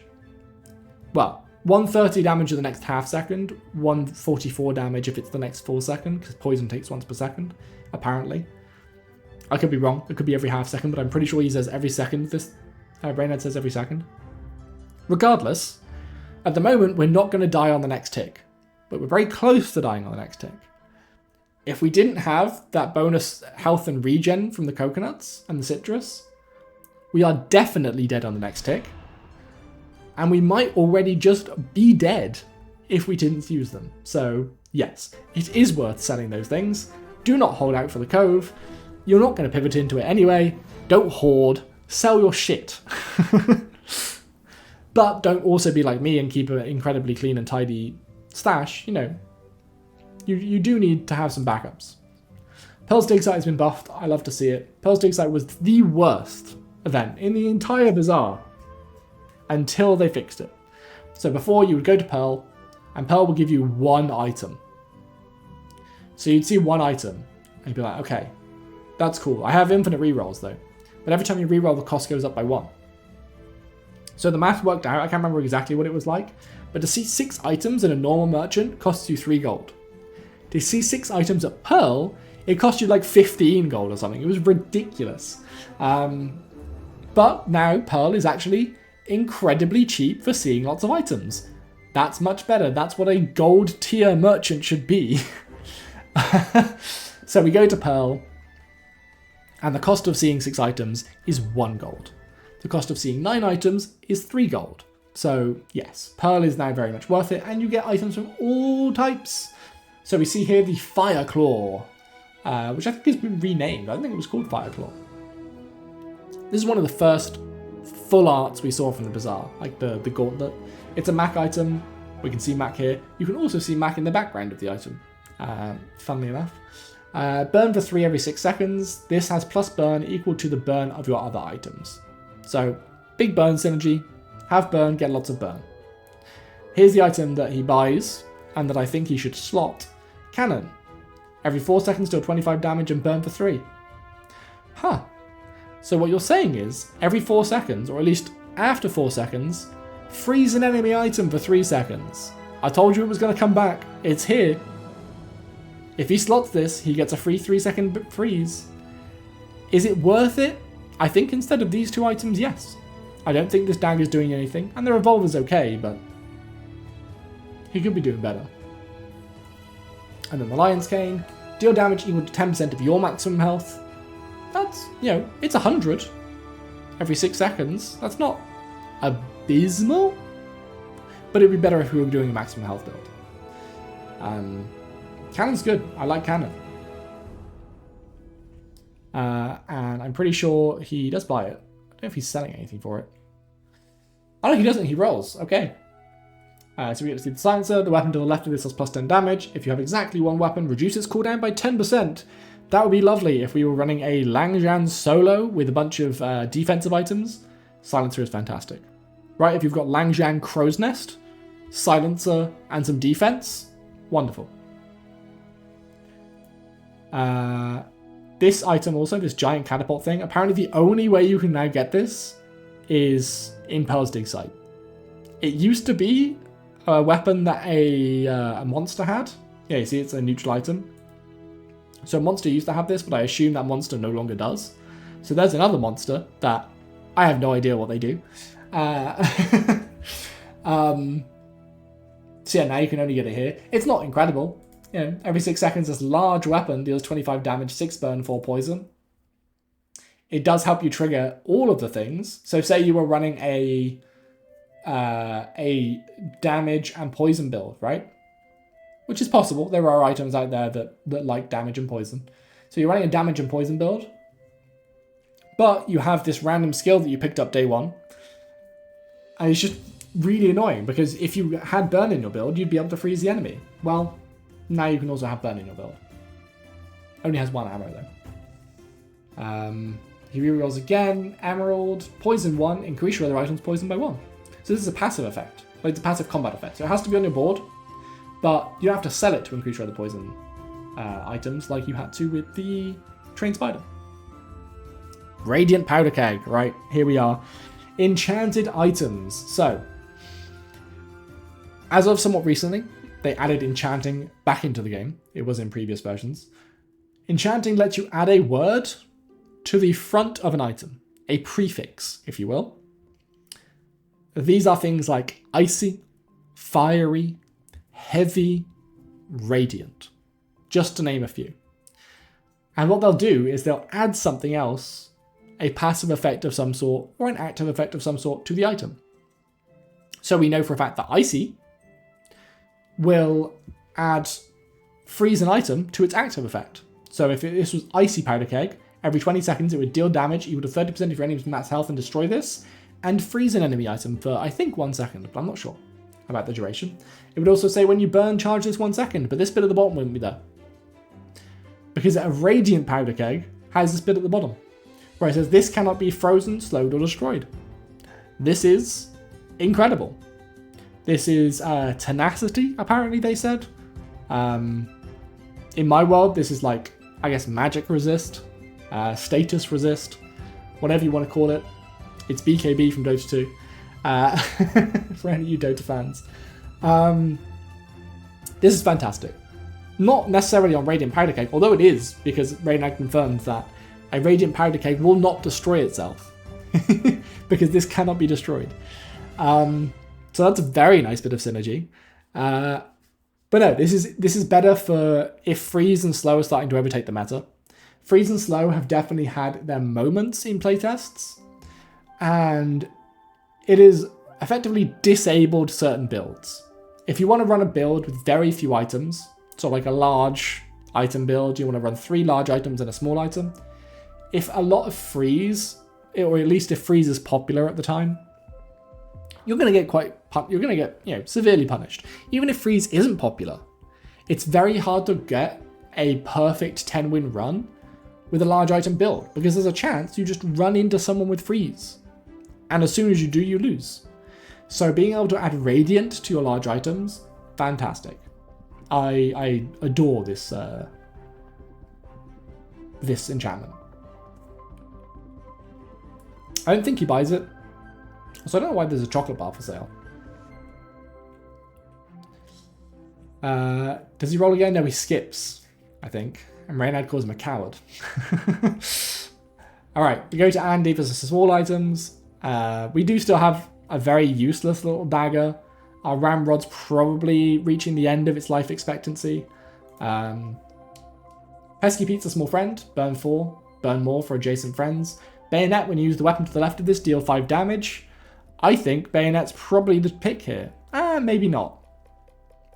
So, because this doesn't say when you use the weapon to the left of this, use this and deal 5 damage. It's just a passive extra 5 damage. Passive damage, as far as I know, can't crit. At least I don't think so. So if he bought this and slotted it to the right of his repeater, it wouldn't benefit from Bright Eye. But it's still pretty strong. It's still a bunch of extra damage. I don't hate it. I'm a bit of a fan of Bayonet, but Ice Pick is also a good choice. Deal 20 damage, freeze an item for 1 second. When you freeze, this gains 5 damage for the fight. He has potential freeze synergy, so like this could pay off in the long run. It is a 4 gold investment, but I can't see how much gold he has. I think at this point he's complaining he's got too much.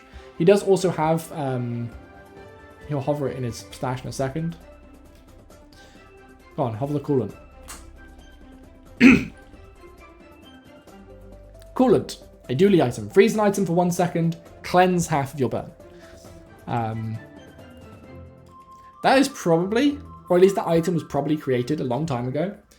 When they were first deciding on what Dooley's core should do, or Dooley's core mechanic should be, one of the ideas they nearly settled on was to have like a heat mechanic, like an overheat mechanic. You see this a lot in like other video games where there's like a mech type thing going on, where you can overheat if you overuse a thing, and then you get a bunch of burning added, right? I know Eric. I think Eric used to work for Guild Wars 2, ArenaNet, and they have a mechanic very much like that, one that I'm familiar with at least. So yeah, they nearly had an overheat sort of self-burn mechanic, and coolant was almost definitely created during that period of time, right? Where you would cleanse half your burn because you're burning yourself a lot. So yeah, very interesting to see stuff like that come out. Alright, moving on. Big Scary Lich, I have no idea what that thing does. Apparently it's devastating though.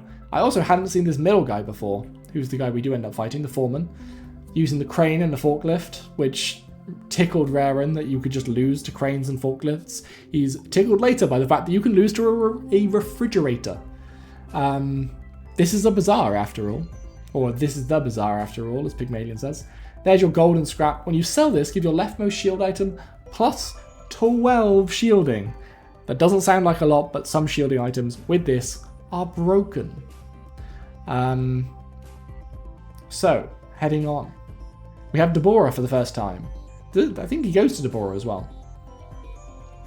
Who is, by experience, the right price. So you go to Deborah, you either get 1 XP for free, spend 5 gold for 2 XP, or get some sort of item in the middle. I think I've ever clicked the middle option.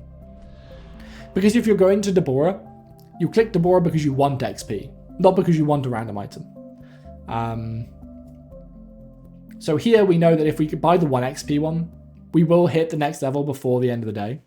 And that's why you go to Deborah. You go to Deborah to hit the next level before your fight. But if he has a ton of money, you could also just buy the 2, which I think is what he does. So you can get an aquatic item, some sort of upgrade, or just get a weapon. He just gets the weapon, and this is where he gets his cannon from. And at this point, yeah, I'd maybe slot it instead of the revolver and the Taz dagger. I forget exactly what it was called. Bounty hunters are here. So this is another little fight that Vanessa can have. I don't know if it always happens on day 6 at this time. It used to be non-optional, non-negotiable. You used to have to fight them. And back when you had to fight them, they were a lot stronger than they are now. But yeah, these are the bounty hunters. They've got Vanessa's wanted poster on their picture. They're coming after you. It's a bonus fight that you can get. If you're running Langjan, you should almost always take this fight. It's a bonus 100 damage for your Langjan if you beat them. That being said, you don't necessarily always beat them. They have some strong items. Specifically in their build, the net that he gets is very, very good. Because it's giving all of their, like, they've got a lot of small items, you know, the 2 revolvers, the cutlass, got a lot of damage. They're also critting quite a bit. But we have a Langjan that does 810 damage. See, this is what I mean by Ramrod is starting to reach the end of its life cycle. You're relying on Ramrod to refill both these items, and they've both run out, right? It hasn't done enough. Here's the thrown net. Medium weapon every 5 seconds, deal 10 damage. Your weapons gain 3 damage for the fight, your opponent's weapons lose 3 damage for the fight. I don't think they necessarily have to say for the fight on them, because other similar items don't say for the fight. Like Switchblade, for example, doesn't say for the fight, it just says gain. It will tell you if it's permanent. That's nitpicky though. It's a Mac item. I didn't know it was a Mac item. I guess there's like some fungus on one side of it. And it's got the little like green clips. But yeah, This wouldn't be bad for us. We could probably get rid of Ramrod for it, I think that's what he does. Because he does have a bunch of small items as well. He has a similar build. I don't know if I'd sell the spider there. I think if I'm not using cannon, I sell the cannon. I probably definitely. Ay. Selling gunpowder here I think is smart, because you've held onto it for so long. You've not used it. Get rid of it. He's about to go into this fight, and Reynad's like, whoa. I'll show. Let me remove my webcam for a second. So he sold all the shit. He's about to go into the fight, and Reynad's like, whoa. Because as he was putting his build back together, Ramrod's now here. So he's relying on Ramrod to fill his two best weapons, or his second and third most best weapon, with ammo and to haste them. But he's left it over here where it's only refilling the throwing daggers and it's doing nothing to the switchblade. I mean, it's giving it haste, but... So yeah, Reynad's like, whoa. Positioning. Make sure you've got your positioning right. And that's even if he is keeping the Ramrod, which I think he doesn't. Does he get rid of it for this fight? He debates about it. Let me try and find a frame where they're not hovering something. Man, he's hovering a lot of things. Here we go. What would your build be in this scenario, right? So we've effectively got... Let's say we've got 4 non-negotiable slots. We want Langjan, we want the daggers, and we want the repeater. Right? But this throwing net, the switchblade, the Taz dagger, and the revolver, they're all up in the air. I don't think there's wrong answers, to be honest. I think there are lots of ways you could run this build.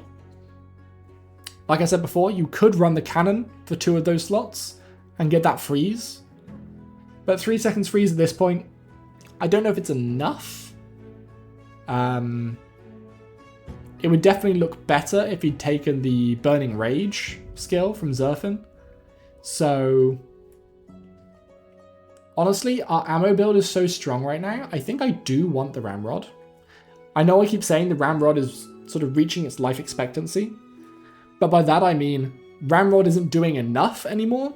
You need a better version of Ramrod, not you need no Ramrod. You need something to be refilling your ammo, because believe it or not, your ammo items are what are keeping you in this fight. So I think I keep the Ramrod in. And honestly, if I'm keeping the Ramrod in, I'm keeping the build exactly the same. Except maybe swapping Taz Dagger and Revolver. I can't remember the cooldown on Taz Dagger. If Taz Dagger is also 4 seconds, that's fine, it stays there. Because it doesn't have ammo. It doesn't require us to have ammo. So honestly, I might be changing nothing if this was me. Like, this is doing good buffing to all of your items. You know what? It's nearly time for... And if any of you have already commented on this, well done. Langjan might have outlived its usefulness.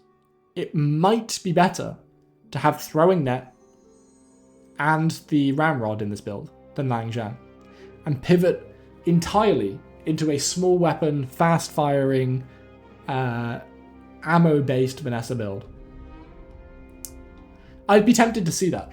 I would keep it as it is, but with Ramrod instead of this, for this fight, because you know you're quite strong. And then the next PvE fight, I would try without Langjan.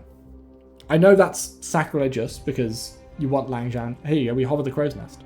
Because you want Langjan to scale in PvE fights especially. Oh, we get to see Star Chart for a moment there as well. Adjacent items have plus 15% crit chance. Adjacent items have their cooldowns reduced by 15%. That's a lot stronger than it used to be. Holy. That used to be a lot worse. Where is it? Hover the, there we go. Your weapons have plus 50% crit chance. If you have exactly one weapon, it has lifesteal. So, we have a 50% crit chance on this. This is giving it 15% more. He has one of the eye items, which is giving it even more crit chance. It's 2 eye items, actually. 2 eye skills that are giving it more crit chance. It has 167 damage. Katana starts a lot lower, like in the single digits. We see one early on this fight, or in the previous run. So he has a very fast firing katana. Its base cooldown is 2 seconds, but it's 15% lower. He has an extremely fast firing, life stealing, critting katana. It is dangerous as hell. We are going to reduce its effectiveness, but not quickly enough. It is going to eat us alive. And while it was correct to have Lang Zhan here, because we nearly beat them, I don't think there is any way we win this. That's a lie.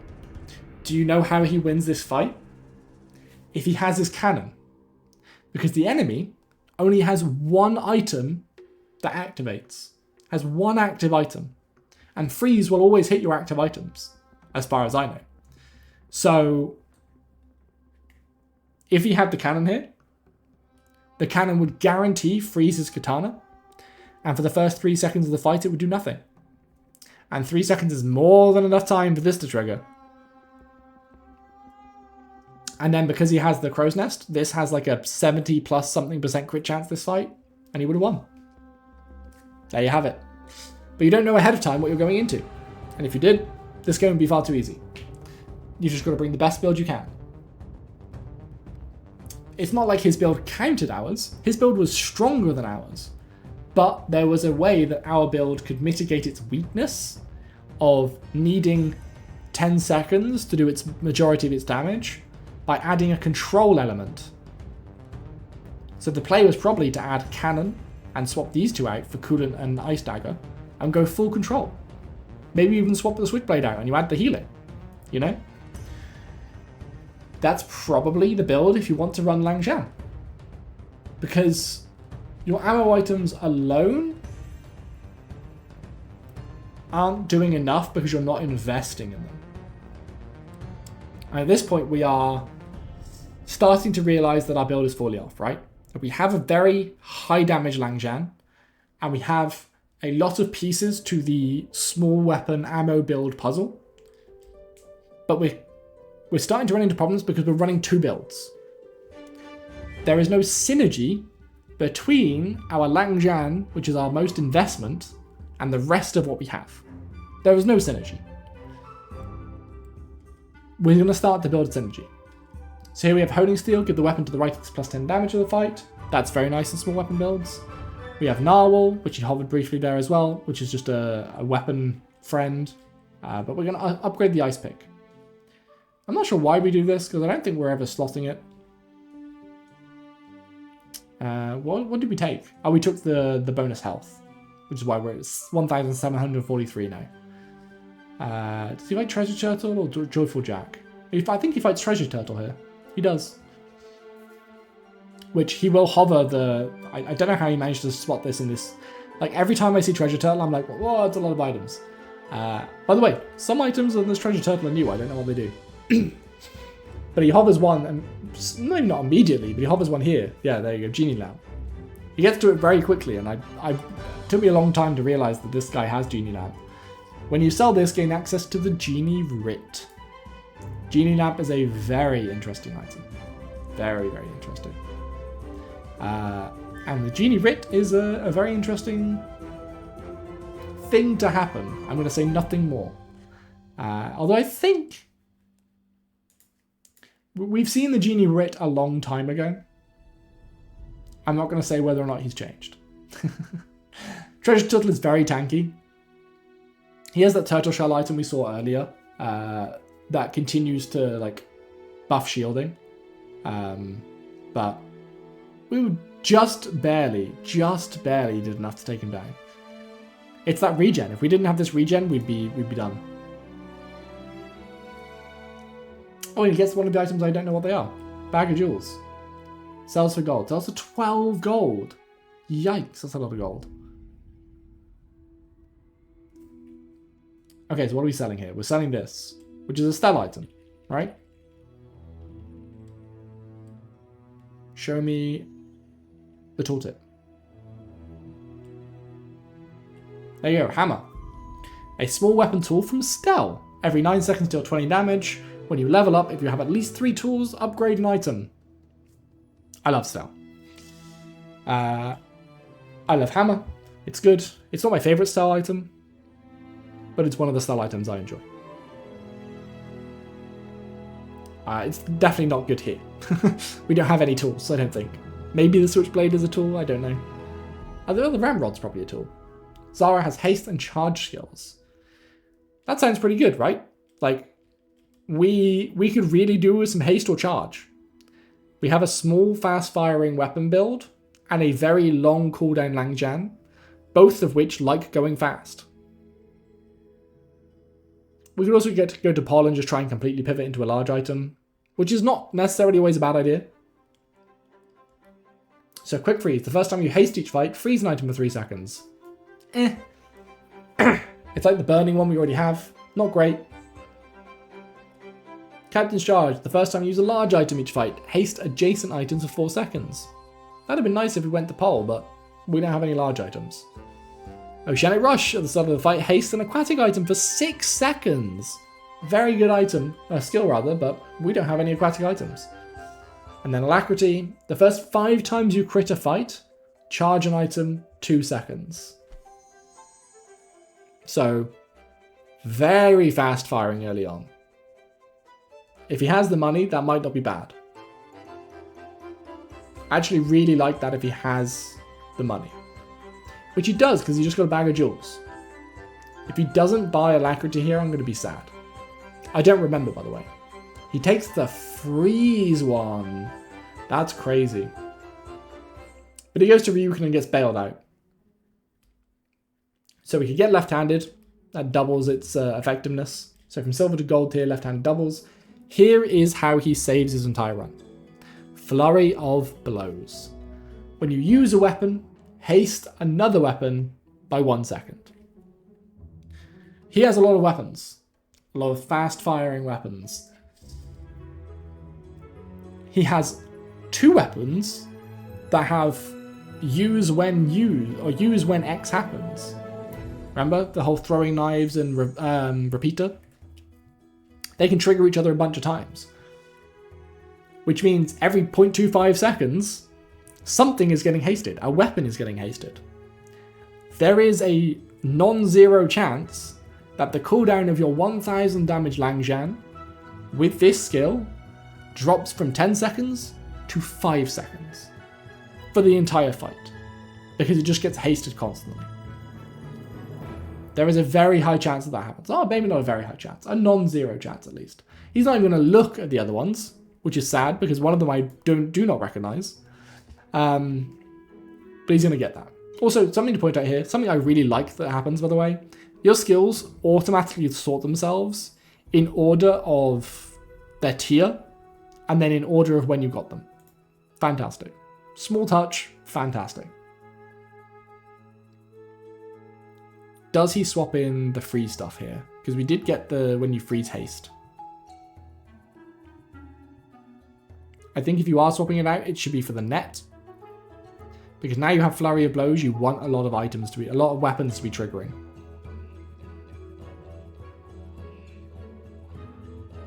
I don't hate that swap. But I don't necessarily know what it's doing for you. There you go. Okay. Yeah, so he did do what, in a very roundabout way, he did what I wanted, which was to swap the net out for these 2 things. Because this is a bonus weapon, right? It's an extra weapon that can trigger. And now all you care about is trigger your weapons as much as possible. Now, I saw a lot of concern from the wider Bazaar community that these fights were too easy. Rowan did get a little bit lucky with the ghost that he saw. No, I don't mean to shoot my shot at the devs here. That's the wrong term of phrase, but remember this preview you get? So if this was the other way around and Knockdef was doing our preview, he would see that we have most of our prestige left. and we've got 4 wins. This person is on the same day as us. That is, I'm pretty sure, guaranteed. They have lost every single encounter, every single PvP fight rather, so far. They have lost every single one. They haven't won once. Their build, therefore, is probably dreadful. So if we even struggle against this, we're in trouble. I don't remember exactly what happens in this one. Oh, this is a Lang Zhan with 249 damage. It is a katana that's doing pretty well. But now we have our whole build together, right? So this wasn't quite 5 seconds, but it was a lot lower than it was before. We still took a good chunk of damage from this abysmal build. Or at least the abysmal run. I can't say that the build is wrong. Like maybe they just didn't get the right encounters. They took the wrong sort of path. They didn't lean into synergies, or yeah, there are a lot of ways that you can improve in the Bazaar. Don't get me, like, it definitely requires time and effort to improve at this game. The skill ceiling is massive. I hope he buys Alacrity this time. But yeah, he got relatively lucky on who he saw. Don't just upgrade Quick Freeze. I will cry. Buy Alacrity. You have the money. I hope. Maybe he doesn't have the money. Maybe he doesn't. Maybe he doesn't. I'll give him the benefit of the doubt and says he doesn't have the money. Old Zane sells, what was that? Skills unique to Vanessa.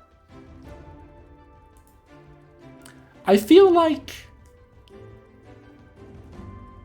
you're supposed to see Old Zane as Pygmalion or Dooley, because Nufu sells skills unique to Vanessa. The lady we just saw, Zara, I believe, sells skills unique to Vanessa. Also skills that are, general, but, the aquatic skill that we got, flurry of blows that we got, they're all Vanessa skills. So we've always been seeing skills unique to Vanessa. I'm not saying choosing this is wrong, I'm saying choosing this is right. I just think that this guy's basically just Nufu.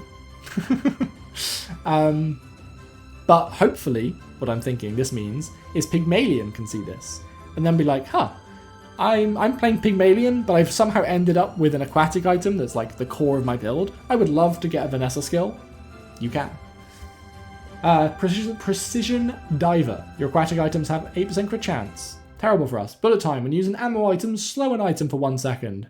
Pretty damn good. We have a lot of ammo items. That would be fun.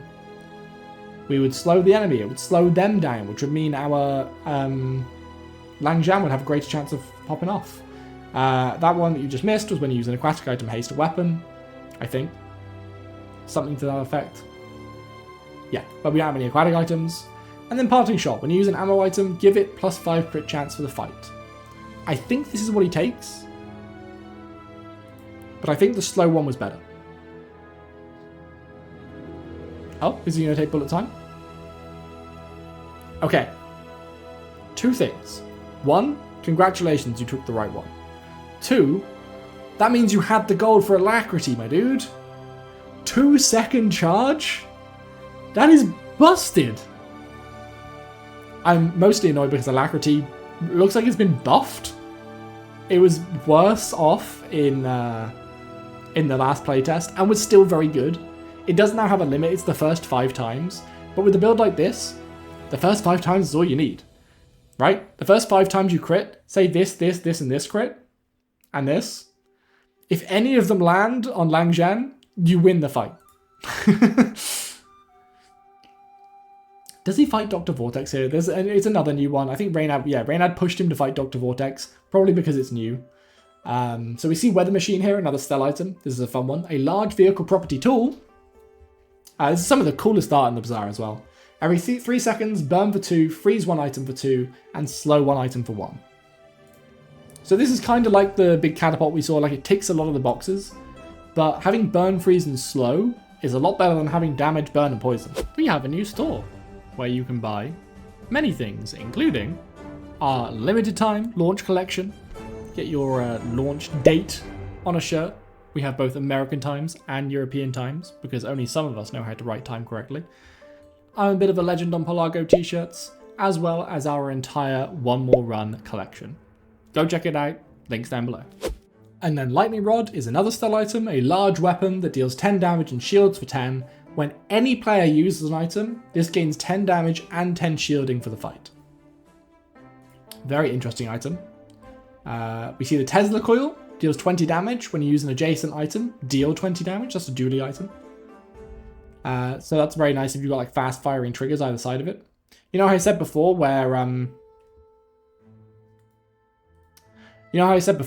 where repeater and throwing knives could like permanently trigger each other?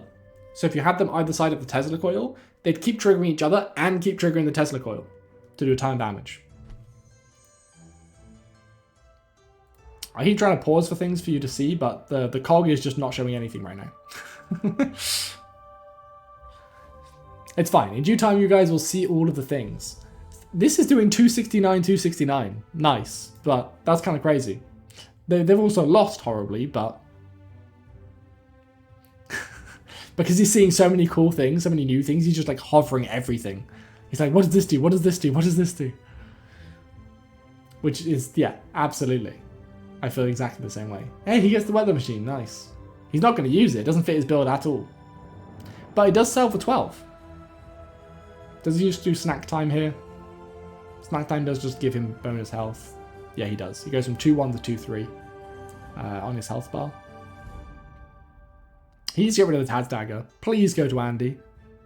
We see again here, actually. Now we have Merchant, Random Thing Merchant, or Merchant Freebie Merchant. So it's not guaranteed to have Merchant Event Freebie, but it's very likely to have Merchant Event Freebie. Reynad really wanted him to pick bowlers here.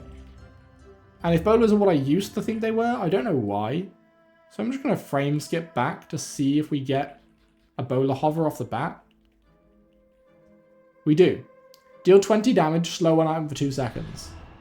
Yeah, they're basically the same as what they used to be. Maybe the cooldown's lower if I remember rightly. Maybe Reynad's hoping he'll go into like an ammo build. Powder Flask, reload the item to the right of this by 1. This, like Ramrod, very good, well not very good, but like good enough early to help you with like, you know, your very few ammo, high hitting ammo items. But now it's just been completely like outramped. Like Repeater and Throwing Knives are going to trigger themselves so often. And they're going to crit eventually and reload this fully. You just don't need Powder Flask. Like Powder Flask can't keep up with these two items. They're just going to run out of ammo instantly. And it doesn't bother, like it doesn't really help with Revolver. So it's just it's been completely outscaled. And then Silencer, which we've already seen. It's okay, it's 10 damage, but we'd rather the weapons at this point. I would absolutely reroll. And then he's kind of been screwed a little bit here, to be honest. Like, there are much better small items you could get. Jit isn't bad. It's 5 seconds. I don't know if it's faster than any of the other things he has. When you slow, it gains damage, which can be nice. There's the dagger. Grappling hook, I forget exactly what it does. Oh, there you go. It also slows. Slow an item for 3 seconds and deal 10 damage every 7 seconds. So it's just a worse Jit. I guess... No, yeah, it's a worse Jit. It does more slow. But Jit does more damage. Considerably more. I could see a world where he pivots into both of them instead of this freeze stuff he's got going on, but he already has a freeze skill. I think this is where he makes the mistake.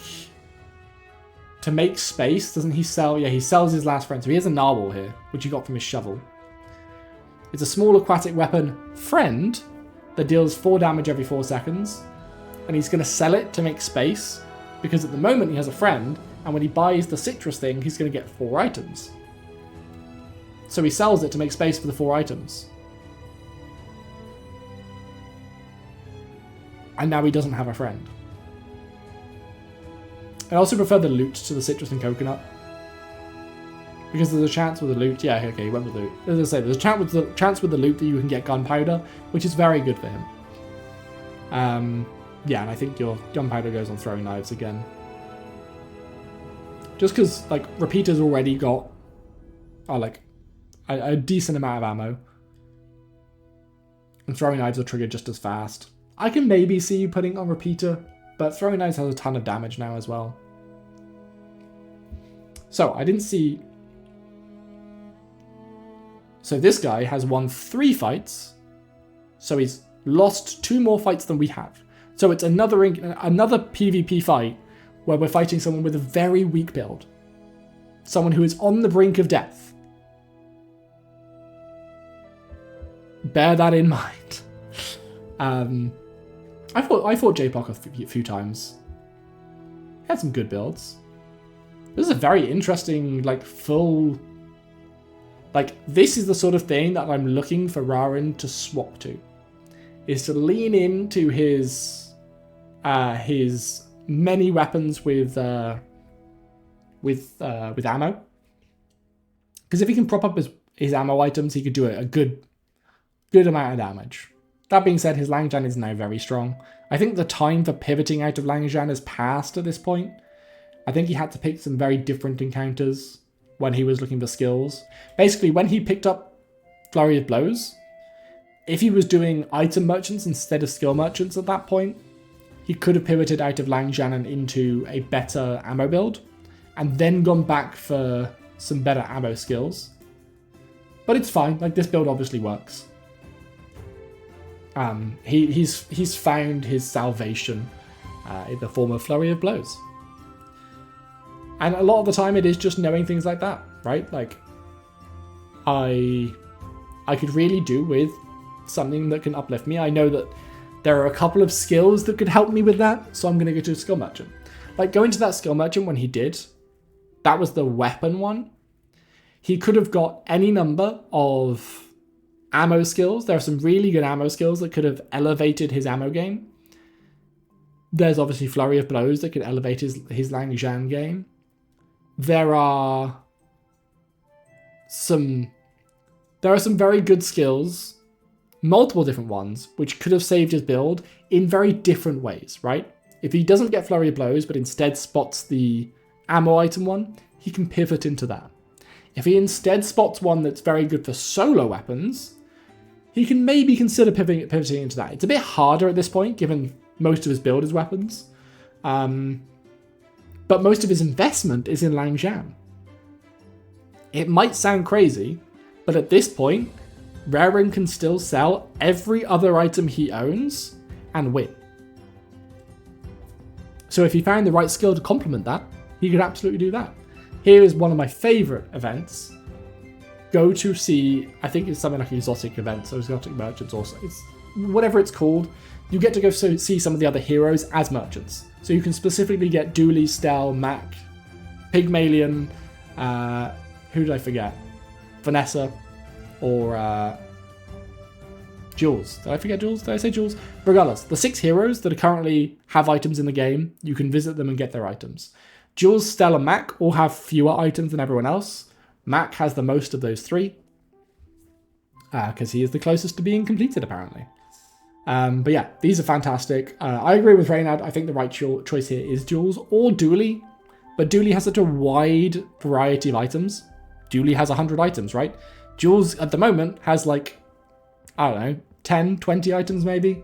One of them is Dishwasher, the aforementioned dishwasher that you can lose to. Although I don't think I've ever seen anyone running Dishwasher.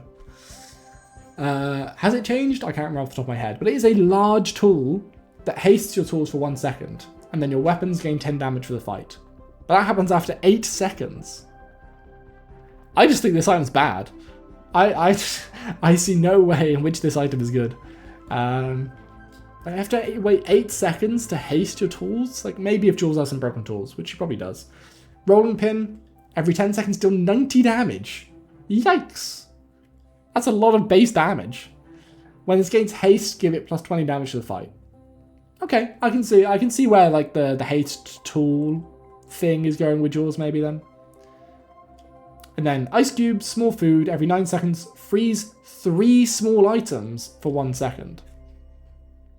Obviously the enemy has to have small items set to work, but very cool. He's giggling that you could lose the dishwasher. Oven mitts, one of my favorite Jules items that we've seen so far. When you burn, shield for 5. When you burn, haste an item for 1. This item is fucking insane, excuse my French. Like a burn build with oven mitts, all of a sudden you have infinite shielding and all of your burn build is always perma haste. And then remember the scrap, the golden scrap that we had? When you sell this, give your leftmost shielding item plus 12 shield. You sell that golden scrap, this goes from being 5 shielding every time you burn to, what, 17? That is dramatically more powerful. Yeah, I love oven mitts. It's one of my favorite things to get in a burn build. Jules is actually very good for burn builds. Come here for burn builds, because also curry every 8 seconds, which isn't, amazing. You burn for 4, which also isn't amazing. But what is amazing is you charge another small item 3 seconds. This is amazing for multiple reasons. 1, charging for 3 seconds is unheard of. I think this is the only charge for 3 seconds I've ever seen. I've seen charge 1, I've seen charge 2. We saw charge 2 today. Charge 3 is a lot. So this can work fantastically. Obviously, if you like a build like we're running, any of these small items charging 3 seconds is brilliant, because that's probably that item finishing its charge, because all of our small items are quite low cooldown. So this effectively says every 8 seconds use another small item in this build, which is fantastic because that also gives haste to another weapon, right? Because we've got Flurry of Blows. It's synergizing with the build that we already have. The other thing I like curry for is if you have one small item that you really like to trigger. There are some very fun combos, especially with Dooley. I like running curry, where you can use curry to trigger a specific Dooley item that then does some crazy shit. So yeah, curry I'm a big fan of. Not as much of a fan of black pepper as I am of black pepper, which is probably my favorite Jules item. Pickled peppers, speaking of peppers, every 10 seconds burn for 5. When you burn, this gains 5 burn for the fight. Fantastic, great burn item. Jules is looking like a good burn option. Or at least looking like she has a good burn option. I like curry. I just need him to go into his backpack, because in there, if he goes into his stash at some point, alright, he will go into his stash, and black pepper is in there. We'll go over that later. Here is the cove we talked about. Large aquatic property at golden tier every 3 seconds. Shield equal to triple this item's damage. This item's value, rather. Gold is the 3rd tier, so let's assume that silver tier we double, and bronze tier we do regular, and diamond tier we quadruple. That would be insane. When you sell an item, this gains 1 value. So this is what Reynad was saying. If you get a cove and you have a bunch of coconuts usually do nothing when you sell them. Now coconuts, well, they don't do nothing, but they don't sell for gold. Coconuts sell for max health. They're like a token. I call them token items. There are tons of them in the bazaar, tons of ways of generating them. Cove loves token items. Sell them all, increase its value, increase its shielding, and also increasing its value means if you do want to sell it, you get more money back. It's a 3-second cooldown item. Cove is very good. Ballista's a large weapon every 10 seconds, deal 120 damage, and when you use an ammo item, give this 50 damage for the fight. This is a potential pivot, but I think Lang Jan's just too strong at this point, right? For this to do as much damage as Lang Jan in the same amount of time, which will be 10 seconds, we need what? Like 20 triggers? Thereabouts? We're not getting 20 triggers out of our 3 ammo items in 10 seconds. I mean, these two will empty their ammo instantly, but this won't do enough. There's a potential for that to pop off if we have a full thing. Here we go. We pop into our backpack and we see black pepper. A small food item every 7 seconds. I think that's longer than it used to be. Burn for 1. Sure. Charge adjacent items by 1 second. Multicast 2. So that charges adjacent items by 2 seconds, effectively. Black pepper is fantastic. I like black pepper and curry as a combo, because you can use curry to charge black pepper to charge 2 large or medium items, because curry only charges small items. So yeah, I'm a big fan of those two items. Black pepper is probably my favorite Jules item, or at least my most used Jules item. I think the gloves might be better, or the oven mitts, or whatever you call them. We call them oven gloves here in the UK. I will make that mistake multiple times, and I'll call them oven gloves. Yeah, I don't think he takes any of these. I think he rerolls. Cutlass that deals 36 damage of gold tier for every 5 seconds is okay, but yeah, it's not good enough. I'm so sad Reynad didn't tell him to go to Ferris Khan. I think Ferris Khan is definitely the right choice here. Then again, I have no idea what the weapons platform does, which is the thing that is eventually what Reynad convinces him to fight. But yeah, like, Ferris Khan has a skill that... Ferris Khan has a skill that's not going to help his build. Ferris Khan is probably the wrong choice. It's just very fun. And I have no idea what this skill does, but Ferris Khan has a very fun skill. Which I'll show you tomorrow, probably. I don't know what our first Vanessa build is going to be showcasing. Tomorrow, by the way, we are releasing a metric ton of content. Beginner guide, gameplay for all 3 heroes, and guides for all 3 heroes are coming within the first, I think, 2 days. So October 30th, October 31st, all that stuff is dropping on the channel. So if you haven't dropped a subscribe, now's your chance. We get first Aiden. And this really just ramps up a build. Small friend every 4 seconds, haste 1 item for 2 seconds. Sure. When you haste, heal for 10. And we are hasting a lot. This is a dually item. This is now starting to showcase how items from other heroes can really be broken when you port them into different places, right? So, dually doesn't normally have access to Flurry of Blows. So, a dually with like 12 weapons, you can only have 10. A dually with 9 weapons and a first Aiden couldn't just permanently be triggering its effect with Flurry of Blows, because dually doesn't have access to that. Dually can do it in other ways, but that's besides the point. And Vanessa can't usually heal this much. Like, Vanessa has some good healing items. She has Coral. It's okay. But, like, she doesn't have healing this regularly. She shouldn't have access to it. But by getting First Aiden in a Flurry of Blows Vanessa weapon build, all of a sudden, we're now a healing machine. If we can buff the healing on this, we're just not going to die. Spoiler alert, that's what happens. So we go to Curio, because Curio is the person you go to when you're looking to buff your items in terms of what they do. And he immediately finds what he needs, a Junkyard repair bot. Every 7 seconds heal for 20, that's its active effect. We're here at Junkyard's Curio. Curio's Junkyard. We don't care about the active effects, we're not here for active effects. In most cases, there are like 1 or 2 exceptions. We're here for the passive effects. When you sell this, give your leftmost heal item plus 5 heal. Yes, please. Now First Aiden is like 50% more effective. And then lifting gloves. When you sell this, your weapons gain 3 damage. This is why we come to Curio. He is fantastic. I recommend going to Curio somewhat regularly. Curio is the place you go to refine your build. If you're still looking for your build, if you don't have the pieces of the puzzle, you can go to Curio because you can spot things like Junkyard Repair Bot or Scrap or the little spider friend, or lifting gloves, or you can spot items that will help you buff once you get into the right build. But I recommend sorting out your build first, then coming to Curio to refine it, buy the right things to sell. These Clockwork Blades are also insane.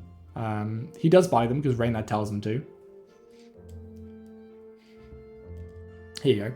They're also Toxic Clockwork Blades, so Toxic is also an enchantment that adds 4 poison damage. That's good to know. But when you sell these, they reduce your item's cooldown by 1%. Now, that's only 1%. That's not crazy. But that's 2 gold, because you're going to buy it for 4 and sell it for 2. So you're spending 2 gold to reduce the cooldown of all of your items by 1%. That's definitely worth it. Do that a few times. Langjan's only a 9-second cooldown item. 4.5 seconds with haste. You're winning the game a lot more quickly. And all of your items are triggering faster. Coconut's more max health. So we're going to go through and buy and sell a bunch of things here. Which I will quickly skip through. Because you guys don't need to see him manage his inventory. We get a level up reward. We only got one because I guess the others were taken. Upgrade your leftmost item. He goes with first aid in here. I think that's probably the right choice. I don't think any of his items are much stronger from the upgrade. Also, you've got to consider like the cost of upgrade as well, like how worth the upgrade is. So like upgrading your revolver, that's only a small silver item. That costs 4 gold to buy normally. Whereas upgrading first Aiden or the ice pick thing, that'd be 8 gold to upgrade. It's also 8 gold to upgrade your repeater. So I think you choose one of the 8 gold options, just because the other small items you have, none of them are particularly impactful. Maybe the daggers. But yeah, realistically I'm thinking first Aiden, the ice pick, or the repeater. And yeah, I think I'd also choose first Aiden. Maybe the pick, if you could see what it leveled up to. At the moment, you cannot see what the level up does. It doesn't tell you. That is planned for the future. I'm pretty sure it was planned for this build, because we didn't have it either and they said it was coming soon. So hopefully that's coming very soon. We go to Goldie here, one of my favorite merchants. He sells sells gold items. That's what he does. He's Goldie. Here is Lighthouse, one of my favorite Vanessa items. Probably my favorite Vanessa build. A large property that is also aquatic. When you slow, burn for 3. They have nerfed this, I think. So you used to be able to get this at silver tier, and I think it did something very similar. But now it's entirely passive. I feel like it used to have a bit of an active effect to it. I don't quite remember off the top of my head. But regardless, maybe they've just cleaned up the tooltip. Maybe the tooltip just looks a lot simpler now. This is effectively what it used to do. But now it's gold tier. I feel like it used to be silver tier, and I'm very sad that this has now been nerfed to gold. I really hope there is a bronze and silver version that burns for 1 and 2. Then I'll be happy. If I can only get Lighthouse from gold tier and above, I'm going to be sad. Because this is the core of a particular Vanessa sort of archetype. There are a lot of builds like that where... I'll go back to the right hover for you. There are a lot of builds in the Bazaar where you can't force builds, right? You cannot force builds. But there are some items that are so key, so pivotal to a build, that once you find that item, there are so many items that synergize with it, you've unlocked that build. And Lighthouse is one of those, right? Once you get Lighthouse, all you need is anything that slows. Or anything that burns, right? It unlocks 2 massive archetypes for you. So Lighthouse is like the keystone, I guess, to that strategy. Once you find it, you can force that build as much as you like. It might not always work. You might not get the perfect setup for it, but Lighthouse is the key. That being said, I don't think you're forcing Lighthouse from a weapon build like this at day 9 with this many wins and losses. I would never do this. But if you already have like a burn build, you can absolutely pivot into a slow burn build with Lighthouse at this point. And if you find this at like 4 wins, day 5, then yeah, sure, pivot. Or especially if you find this at day 5 with like 1 win and 4 losses, absolutely pivot into Lighthouse. Tropical Line is what we go for. There's an active effect that is when you slow, you gain 2 regen for the fight. Sure. But at the start of each hour, get a coconut or citrus. Now that works from your backpack. So you can just get that and have a permanent stream of tokens that you could sell for Cove, if you had a Cove. But that also just constantly give you better regen and better health. I'm going to try and go through here a little bit slower because Pearl, when using aquatic item, shield for 10. Very nice. Swashbuckle. We saw this on that one katana build that dominated us. And I was pretty sure it did this, but I wasn't sure, and now I know I can tell you. Adjacent items have plus 25% crit chance. So that katana actually had, what, 90% crit chance? Probably 100% with the skills. Adjacent items have bonus damage, heal, or shield equal to their crit chance. That's why it was doing 164 damage, because it had 100 and something crit chance. Fantastic. And then there's another item somewhat similar, I think. Have I not gone back far enough?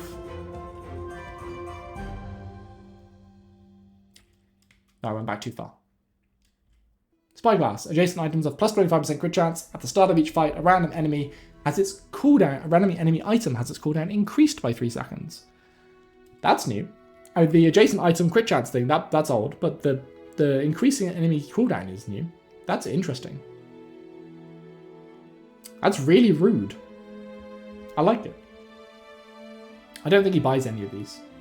They don't really help us build. Like, you could add crit chance to Langjan. Did we see how this build was doing? And here we go. Another 0 prestige, so they have run out of chances to win. They only have 1 fewer win than us.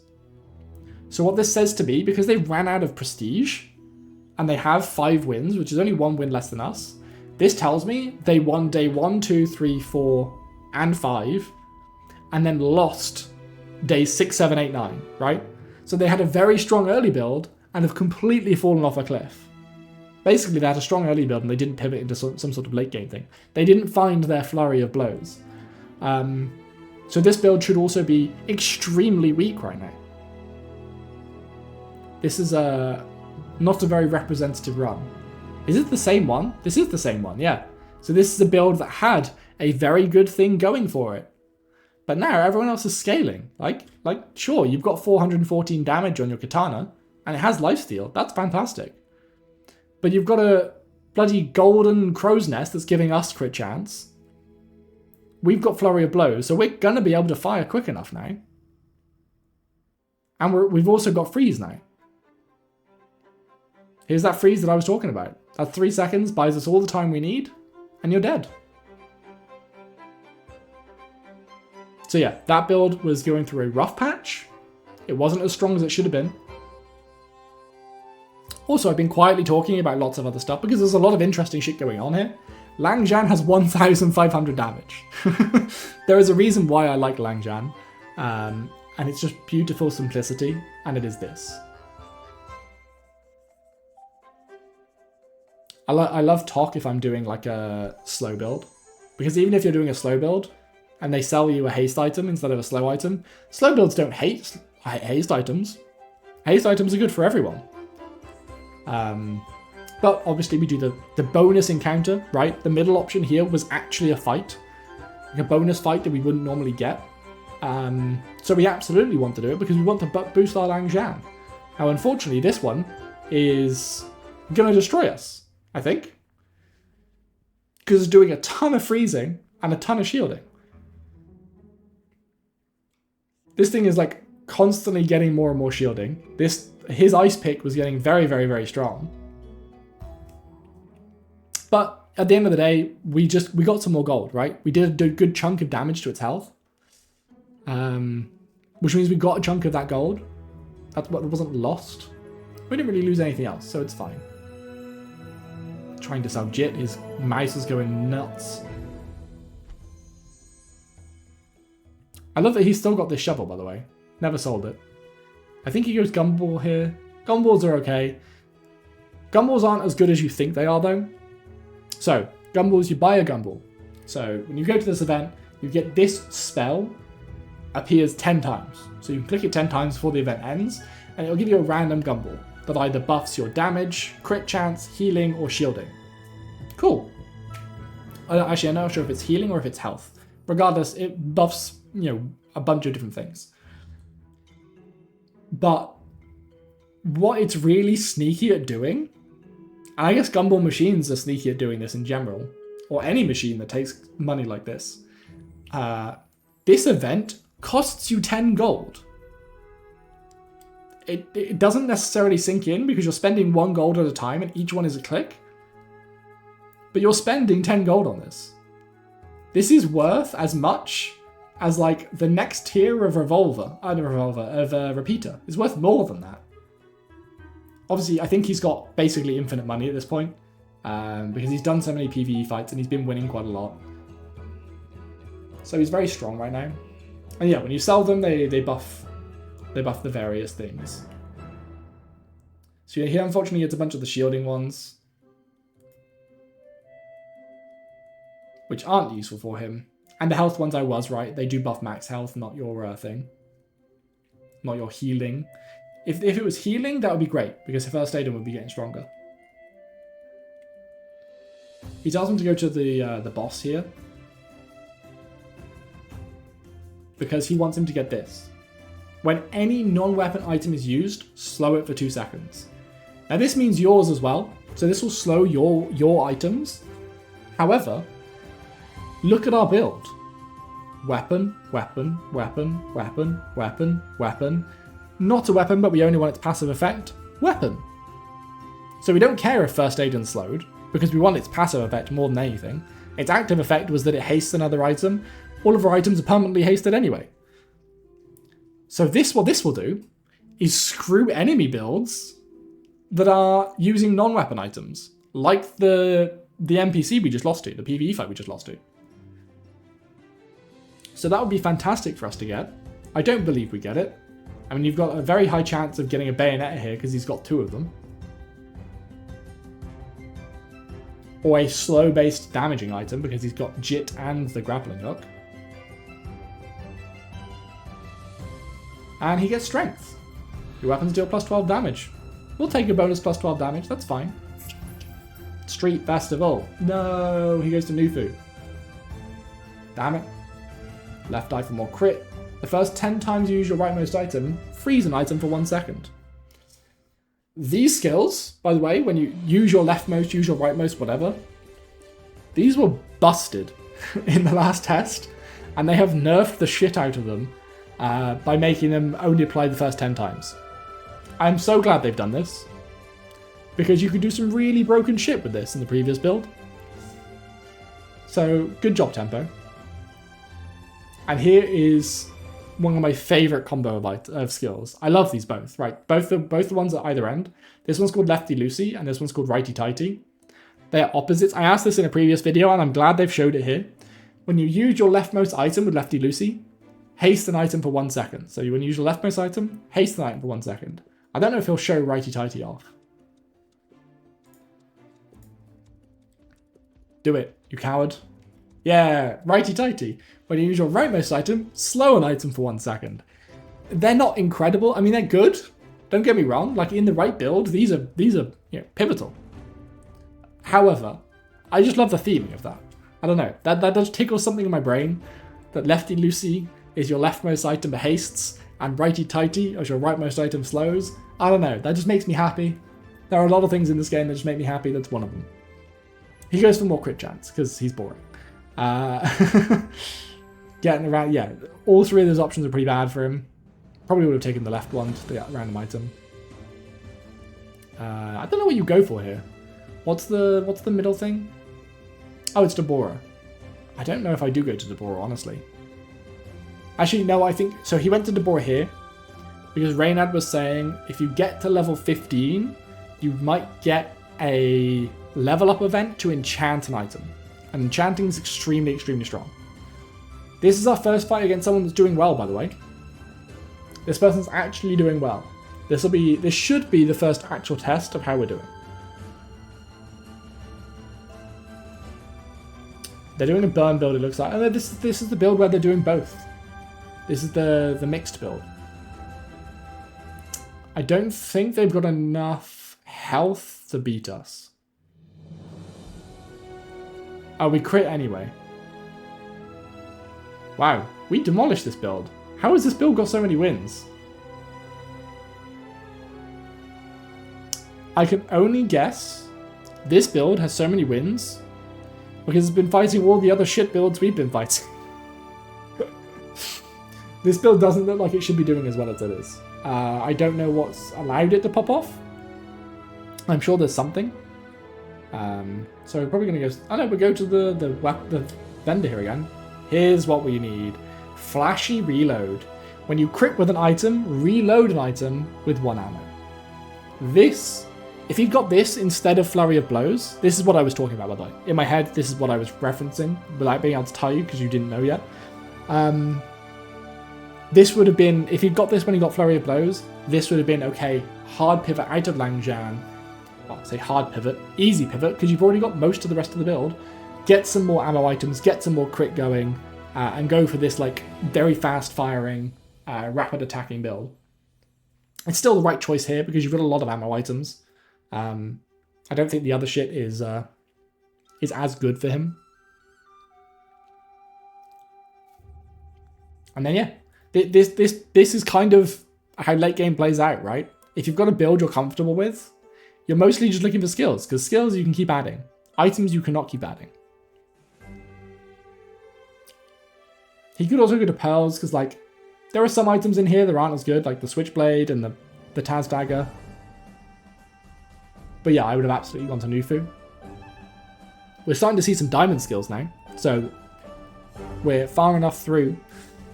Living Flame, first time you fall below half health each fight, your burn items have their cooldowns reduced by 50% for the fight. So, the previous build we just fought, if they had this, we got them to 50% health, they would have started rapid firing shit at us. And they might have turned that around. Very strong for burn builds. Very strong for some burn builds, at least. Rear shielding, your rightmost shield item has plus 50 shield. You're looking at these items, you're like, 50 shield, what? Sure, whatever. Remember those gloves? Sorry, those mitts? Those oven mitts that Jules had? That when you burn, shield for 5? Okay, if it's shield for 55, that is 10 times stronger.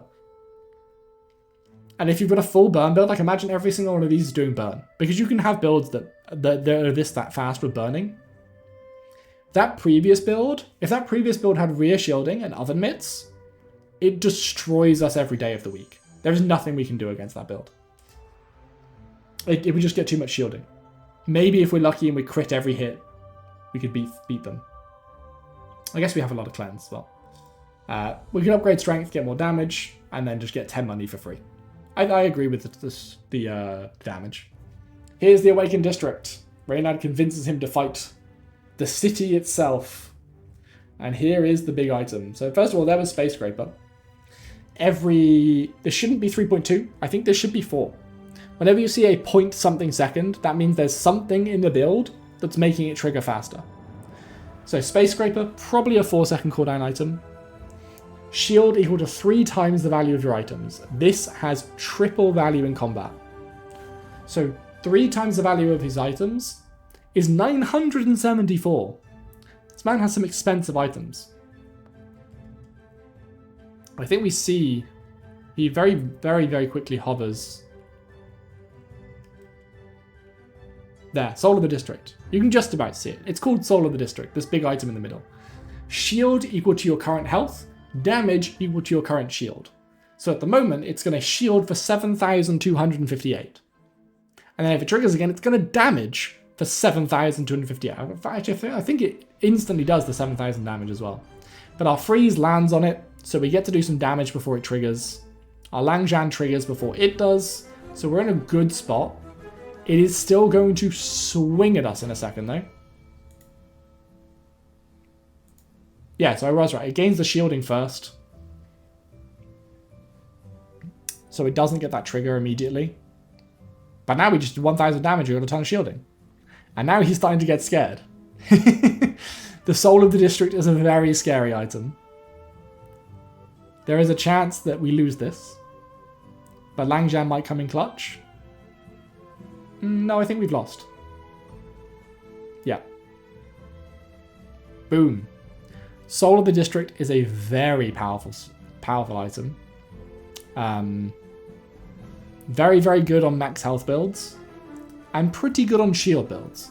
Because it turns your shield into damage regardless, right? But it is a 12-second cooldown. So it's much better on big item builds. Man, he got an Uzi for free. That's insane. Tell me he spots it. Tell me he spots the Uzi. I was mostly listening to their conversations. Yeah, okay, he spots the Uzi. So if I go back a few frames it, you guys will be able to see what the Uzi does. Uzi. It's a small weapon every 2 seconds, do 2 damage. That's it. It has 12 ammo though. So it's almost never going to run out of ammo. Especially now we have that when you crit, you reload. And every 2 seconds, it's going to trigger Flurry of Blows. It also does 22 damage because we've got strength at diamond.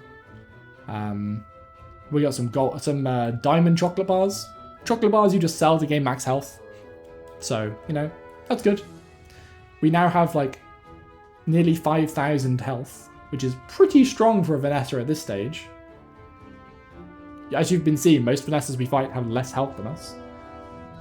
Is this when we go? Yeah, so this Reynad's saying here, and this I couldn't agree with more. Jules' Cafe, this thing in the middle, this gives you a temporary buff. This gives you a buff until the end of the day, so until after your PvP fight. But the next day it resets. Once you're at this point, where you only need a couple more wins to get your 10 run, start going to Jules' Cafe. If it makes sense, right? You can either buff your weapons, your shielding, your weapons, your healing, or your max health. Go to Jules' Cafe. Get the temporary boost. Did they hover it even remotely? Yeah, there you go. Strong Brew. Weapons gain plus 20 damage for the rest of the day. That would have been fantastic if we went the many weapon ammo build, but we didn't. We went the Langjan build, which means our ammo items are like a little extra bonus. They help us with the rest of our build. So what we end up going for is Rejuvenating Blend. Give your heal items plus 40 heal. That's going to triple the effectiveness of First Aiden, and we're going to be virtually unkillable. And the last one, if he reveals it, is he even going to? He might not reveal it. No. I'm pretty sure it does something to do with max health. But it could have changed. I could be misremembering. Do we get to see how strong this opponent is? Are you going to hover? He's sorting out his Switchblade, because that was in the wrong place.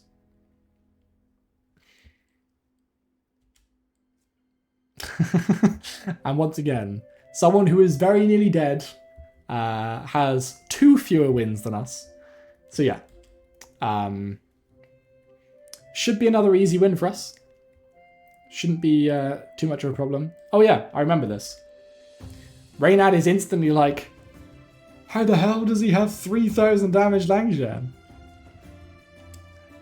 The enemy has, I will say, the enemy has an item or skill that if you count all the numbers, has doubled the damage of every weapon. Both sides. That is what's happening here. Every weapon is dealing double damage. If you're clever and a bit of a gamer, you can probably figure out exactly what is doing that. In fact, you can see. Kind of. When you hover an item, it highlights every skill and other item that is affecting it. So when he's hovering Langjan, we know that Left Eye is giving it crit chance. We know that Strength is giving it damage. And Flurry of Blows is giving it, or will haste another weapon when it's used, right? Oh, and left-handed is also buffing its damage. We also know it can be affected by this, which we also have. This is the, when you use an ammo item, slow an enemy weapon, or enemy item. It can be hit by this thing, which is the freeze one. And it's also affected by this thing. And that's all I'll say. That's all I'll say. We could have figured that out. I stand by this. We could have absolutely figured that out. If I was still in detective mode and not, actually knowing because I played mode, we absolutely would have figured that shit out. But we don't need to. Basically that. Here's an interesting thing. So normally when you get 2 bronze items of the same thing, they'll merge into a silver item. But when you generate a new item, like you do with the shovel, he happened to generate a second Tazidian dagger. But because you generated it, they don't merge. So there is actually a way to get some dummy broken OP shit by getting 2 of the same item. This isn't one of those cases because 2 of those daggers isn't going to help. I'm pretty sure here he just buys more gumballs. And I'm going to skip the fact that he doesn't get a single crit one, which is basically what he wants. So, here are the enchantment events. This is how you can get enchanted items yourself without going to the fates or without, upgrade events or whatever. And it's an interesting path they've taken. So what happens is you find an enchanting event and it just says enchant an item with this type of effect, with shield effects, with crit effects, with freezing effects. And then you get this little paper rollout scroll thing and you drag and drop an item onto it. The plan in the future, I believe, is to show you what this will do before you commit to it. But at the moment, you just have to hit and hope. So, enchanting in general will add that effect to the current trigger of your item. So if we added this to Revolver, every time Revolver triggered, it would deal 57 damage and some amount of shielding. But if we add it to First Aiden, which is what he does, the healing First Aiden does is on its passive. It does haste on its active, so there is a chance that it adds it to the passive, and it does. This is what they were trying to achieve, and I'm glad for them that it worked out. So when he hastes, i.e. when he uses a weapon, he will now gain 20 healing and 6 shielding. We then fight the octopus, which is probably the weakest, I think, of these big scary monsters. You know, the hard combats, the PvE combats, that have that like massive border and look all menacing. The octopus is a pushover. There are middle fights that are harder than the octopus. And it doesn't look like the octopus has changed much. He has a new skill. I don't recognize one of the skills. We take no pain, no gain here. I don't know if that's the right choice. I would have kept on to my health. There we go, we finally see. Relax, gain 10% of your max health the rest of the day. Probably takes the blend though. He's going to buy experience thinking that he's going to get experience for this hour, and the 2. Which he should do, right? Again, even I, having played this a bunch, haven't quite got down exactly when the experience triggers. Sometimes it's hard to calculate based on when the experience is given. Yeah, so there, right? So we'd already gotten the experience for this hour. But when we clicked her, we moved to this hour. So he was banking on getting experience for this hour and this hour, but he only had experience left for this hour. So now he's screwed. Now he can't get it. So he's one XP away. How strong was this? But to be fair to this opponent, they only have 1 fewer win than us, but they're out of health. So, I mean, I feel like this is the build we just fought. I feel like they were very strong early, not just fought, but the time before. I feel like they were very strong early and weaker recently. Not once did this man have to fight a Crip, or a Wolfie, or a Reynad, or even a me, or a Wumble. Like, he is fighting devs who are building the game a lot more than they're playing the game, and while I'm sure they know what they're doing, they don't have time to dedicate to being very, very good at the Bazaar. They're busy building the fucking thing. So yes, he gets a nice easy run. I look forward to day 1 when he struggles to get 3 wins. That being said, this was quite a good build. This would have performed well. With this exact build, I think this is probably a solid 7-day win build. 7-day win. This is probably a solid 7 win build. 7 to 9. I don't think this hits 10 with its trajectory, right? With the path that he took, I think on average this would hit somewhere in the high runs. Like, honestly, the build worked well, right? You had a good Langjan. First Aiden came in, flurry of blows, fantastic. You hit the Uzi right towards the end, but there was still some worthless items and skills in here. Like, the ice pick isn't doing anything for you, and it really, the revolver's okay, but there are better things you could slot in. You've got a lot of like redundancy, but like it's a very split build, right? You've got an ammo build plus a Langjan, while Langjan does want something alongside it. The ammo build only came alive because of flurry of blows, and even then, I feel like there are better things you could have done to get there. So, I don't want to critique it too hard. This is literally his second ever game. I didn't see him in a single one of the other playtests. I think he played very, very, very long time ago. Basically a different game back then. So, the man's second ever game. He got a Langjan day 1, lucky man, and rode it through to the end, and did admirably well. So, well done to him. That was the build.